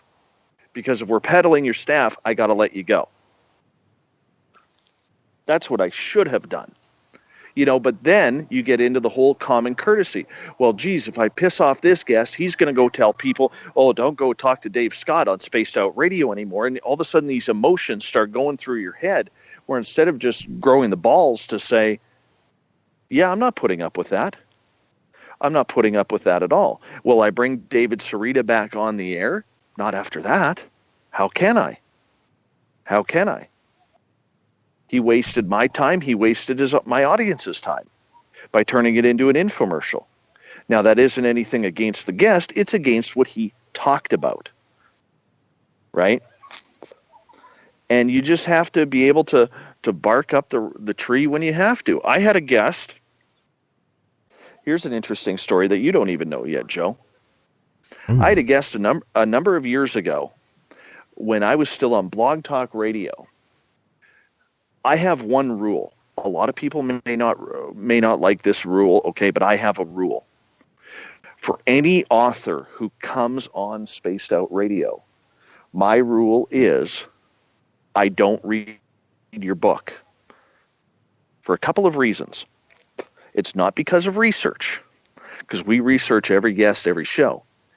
It's not my job to sell your book. It's your job. Get people excited about you, that they are going to say, hey, that sounds like a credible guy or a credible woman, and I'm going to go out there onto Amazon and spend my hard-earned money to buy your book. Well, I had this guy, I'm not going to mention his name, who literally said to me,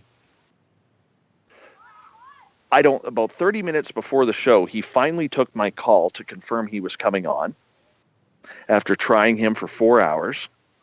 And he says, by the way, did you read my book? And I said, no, but I'm confident I'm going to give you a damn good interview. He goes, yeah, I don't know if we should do the interview because you haven't read my book and you're not going to know what we're talking about. I said, well, I've studied all day on you. I know exactly what we're going to talk about. And he started insulting me on the phone. And I said, we are 25 minutes away from showtime and you're pulling this on me? He goes, fine, I will do the interview, but I don't think it's going to be very good. So I said, no, we're not. I said, no, I'm not bringing you on the air, actually. I don't want to interview you. I'm done. Thank you very much. Well, a week ago, I get an email from his publicist saying, we would love for you to interview this person. His brand new book is coming out, and we were wondering if we could schedule a time for you to interview this author. So I sent an email back saying, I would absolutely love to, but, and I put everything that happened the last time. I said, regretfully, I will never have him on Spaced Out Radio again. I said, if you have any other authors you are promoting in regards to the topics we are talking about, absolutely, pass them over to me. But for this one, I politely decline. Maybe that's what I got to start doing, because I'm killing myself here. I'm having to go to the doctor Monday, and I actually do try to at least attempt to read everybody's books, and that's just crazy. It's almost impossible. It is impossible. You don't have enough time. Okay, so if you take my day, okay, I'm a stay-at-home dad creating a business called Spaced Out Radio, which is owned by SOR Media. I am getting into a major financial transaction with somebody who wants to help take us to the next level, which starts with building a studio, which our fans graciously helped with on our GoFundMe page. Okay?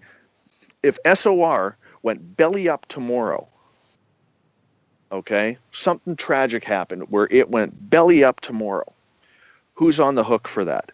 Is it the audience? Is it the guests? Is it even you, Joe, or Everett? No, it's me. Yeah. Right? And so when I look at it, I take my day. I got to I got to play dad. I got to get my kids to school. I get to bed about 2 o'clock every morning. I get my kids to school. I now have to build everything up towards the show that night. I have to pick my kids up. My little guy, who's 4, he's in daycare. Okay, I go and pick him up, from preschool. And what does he want to do? He wants dad time. He wants to play. He wants dad to go into the garden and with the shovel and dig up worms so he can play with worms, because he's recently figured out that playing with worms is kind of cool. Or he wants to play toys, or he wants to sit down and watch TV with me, whatever. You have to do that. Well, all of a sudden, guess what? It's dinner time. Guess who has to make dinner? I do. And then after dinner, I got to start prepping for the show. But I may have to run my daughter to judo. I may have to run my daughter to her band class or whatever. That all eats up time. At what point do I have, as building a business, to sit down and go through the motions? Well, you should have read the book in that 30 minutes you had there. Exactly. Yeah. But that also is a good point for the audience to learn too, my friend, is that they only hear the finished product. They don't hear the dramatics of the day that wore you out for the last 12 hours when you're running on a 4.5 hours sleep, 5 hours sleep a night, okay? And they're wondering why you aren't grilling a guest more, or pushing more buttons, or asking more questions. I'm tired. I don't get paid for it. I'm doing this to build a business. They don't understand the stress of, you got a guy who wants you to start building a studio, and you can't have, and you call a dozen contractors and only one has come back for a quote. In the meantime, your investor is saying, how many quotes you got? I need to know some numbers. That's what nobody sees. Well, it's only going to get crazier from here on out, I'm betting. Oh, sure shit it will. But regardless of all of that, it's not your job or any host's job, especially when you're interviewing 2 or 3 authors a week. It's impossible to read that many books. It's not your job. The authors should be coming on to sell themselves and to sell their product. And part of the problem that I see is that they never want to give anything up. They want you to read the book. If you want the information, well, read my book. They don't want to tease anything or give a complete story. They'll mention something and then kind of refer to the book. And I think a lot of authors need to realize that they need to give away a little bit of it. They need to tease a little bit of it to get the audience interested in and wanting the book. And in a way, I think that's why so many of these authors want the hosts to have read the book so that they know what questions to ask, or they feel that maybe the host will know what better questions to ask, as opposed to really trying to sell it themselves. So what feedback should we be listening to then from the audience? Because I feel like that's got to matter, right? I know it does. And I love the Spreaker chat, but I don't know. I want more from them. I really do. So I'm kind of like, it's kind of like a catch-22. Do you want more feedback from them, or, you know, where's the line? Oh, the feedback is always helpful. The feedback is always helpful. Okay. I know there's a listener out there right now who's probably listening. You know, I've spent a total of 1 minute on the computer chat room just because I wanted to just see, you know, let everybody know that my sound is a little bit different tonight because I'm on my cell phone because of my little guy. You know, he's sitting there sleeping in bed, and I got to be upstairs, so I'm on my cell phone today, not my broadcast mic. You know, but I know there's one listener out there right now whom, you know, him and I, we don't see eye to eye on the way a broadcast should be done. But I think we respect each other enough to have legitimate conversations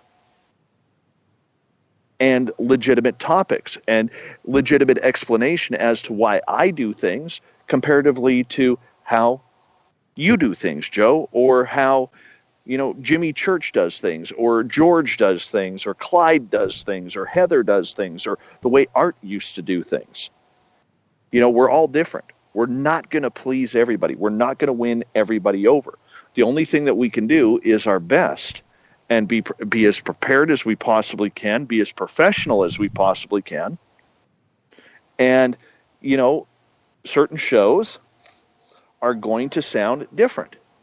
You know, I know our show sounds much different than Coast. I know our show sounds a lot different than many of the podcasts that I listen to.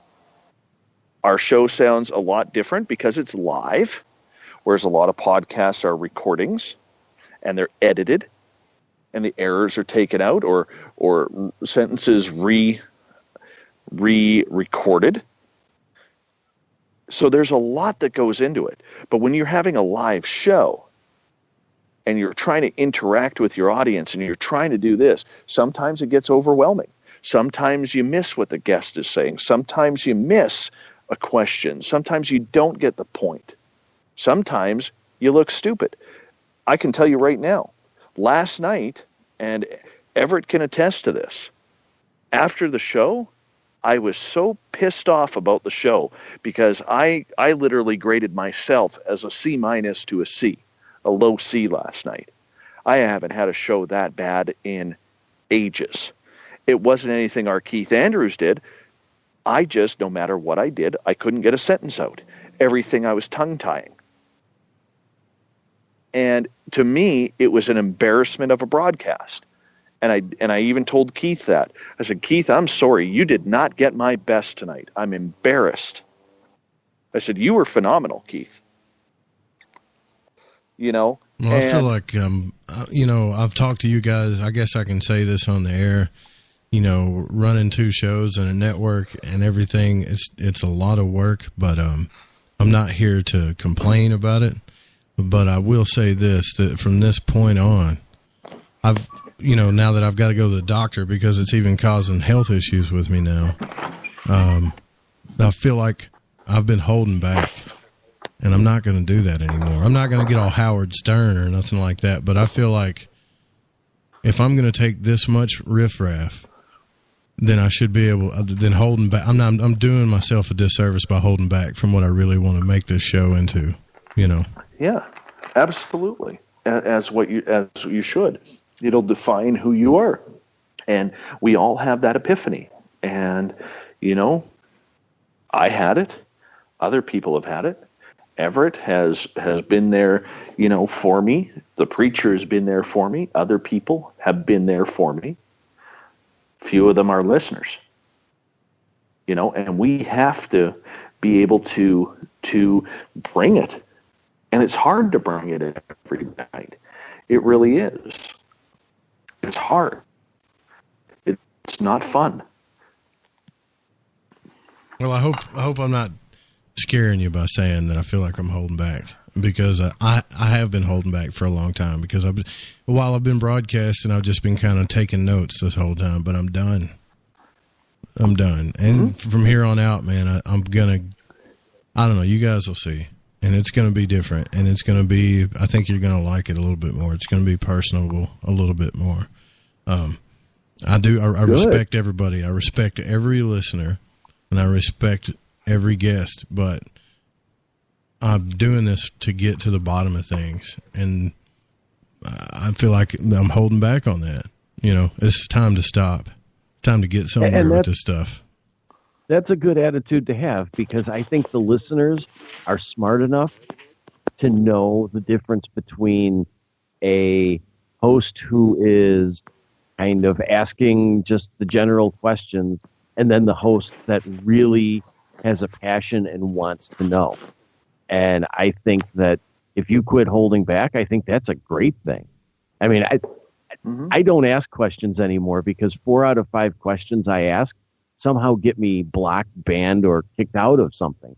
So to see you say that you're not going to hold back and you're just really going to go after the answers that you're looking for, I think that is incredibly brave and going to be a lot of fun. The only thing I would say about that is I think Everett is completely correct on that. You have to pick your spots, though. You just can't go out there and be a jerk every night for the sake of being a jerk. Oh, it ain't going to be like that. No you way. know, like for instance, okay, I'm the same way. I challenge people in a little bit of a different way. But you take, for instance, a show I did with Chase Klutsky about MUFON, where I just, I had a lot of pent-up anger about that show because of all the things I've learned from MUFON. And, there were things that she explained extremely well, and then there were things that she bumbled. And she even admitted that to me afterwards. Yeah, you did put the sticks to her. For sure. Oh, absolutely. I felt kind of bad for her, to be honest with you, because she's such a cool person. I think somebody else should come out and answer for that stuff besides her. I really do. Absolutely. But she was the only one willing to talk to you about it. Exactly. But you know what? I talked to her again about 2 weeks ago, and I said, hey, Chase, just hoping you didn't get in any shit or pardon my language, for me coming on the show and me hammering you like that. She's like, Dave, you were fantastic. I would do it again in an instant. Because as long as you don't cross that line of disrespecting, that is the big one, is when you disrespect. Okay? Like, for instance, David Sarita, when he was on the air, to me, this is my opinion, he disrespected our audience. He disrespected the time that we put into the show. He may not see it that way, okay, but that's how I felt. Somebody like Chase, okay, where she literally said to me before that interview, she said, Dave, I want you to throw everything about MUFON at me, and I'm going to do my best to answer. She goes, I don't care where you go with it. I went, are you sure? And she goes, go. And I went, okay. So I did. And it all came out. It all came out. Right?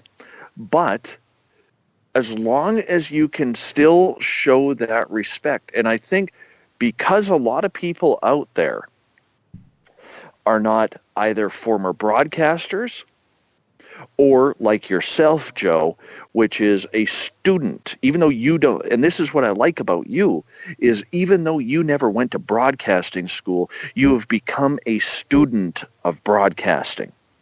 You're learning on the fly, but you're learning the right habits. You're learning the right style on the air. What's comfortable for you? What isn't? Okay, conversations like this are going to help.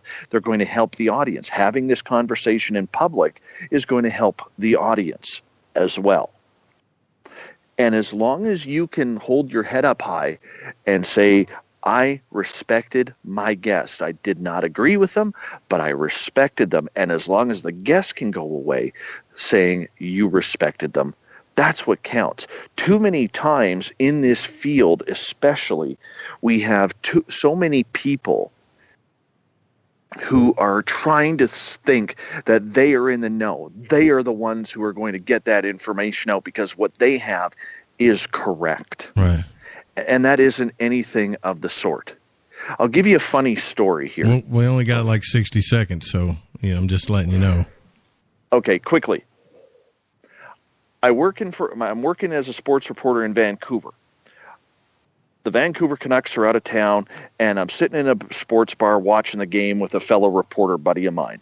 This guy is beside me on a first date with a girl, and he's talking everything that he knows about the Canucks, including how the whole team hates their goaltender. He goes to the bathroom. I said to the girl, "First date?" And she goes, "Yeah." I said, "Not the last one, right? Too much of a know-it-all." Right? Right. Well, right. So the whole point is, people are going to want to crap on everything that we do, and we just have to take the beating. Well, thanks for coming on and talking to me about this, guys. I really appreciate it. We do got to roll out of here, but it's been a blast talking to you, Everett and Dave, in the third hour, and all of you guys in the Spreaker chat, and all of you listening on the network. We got to get out of here. I think we actually went over, so I love each and every one of you, but we're going to kick it up a gear. We'll see you guys next Saturday. Stephen Bassett's going to be on this program. Good night. Cut off the ties we had formed. Told all the lies to myself.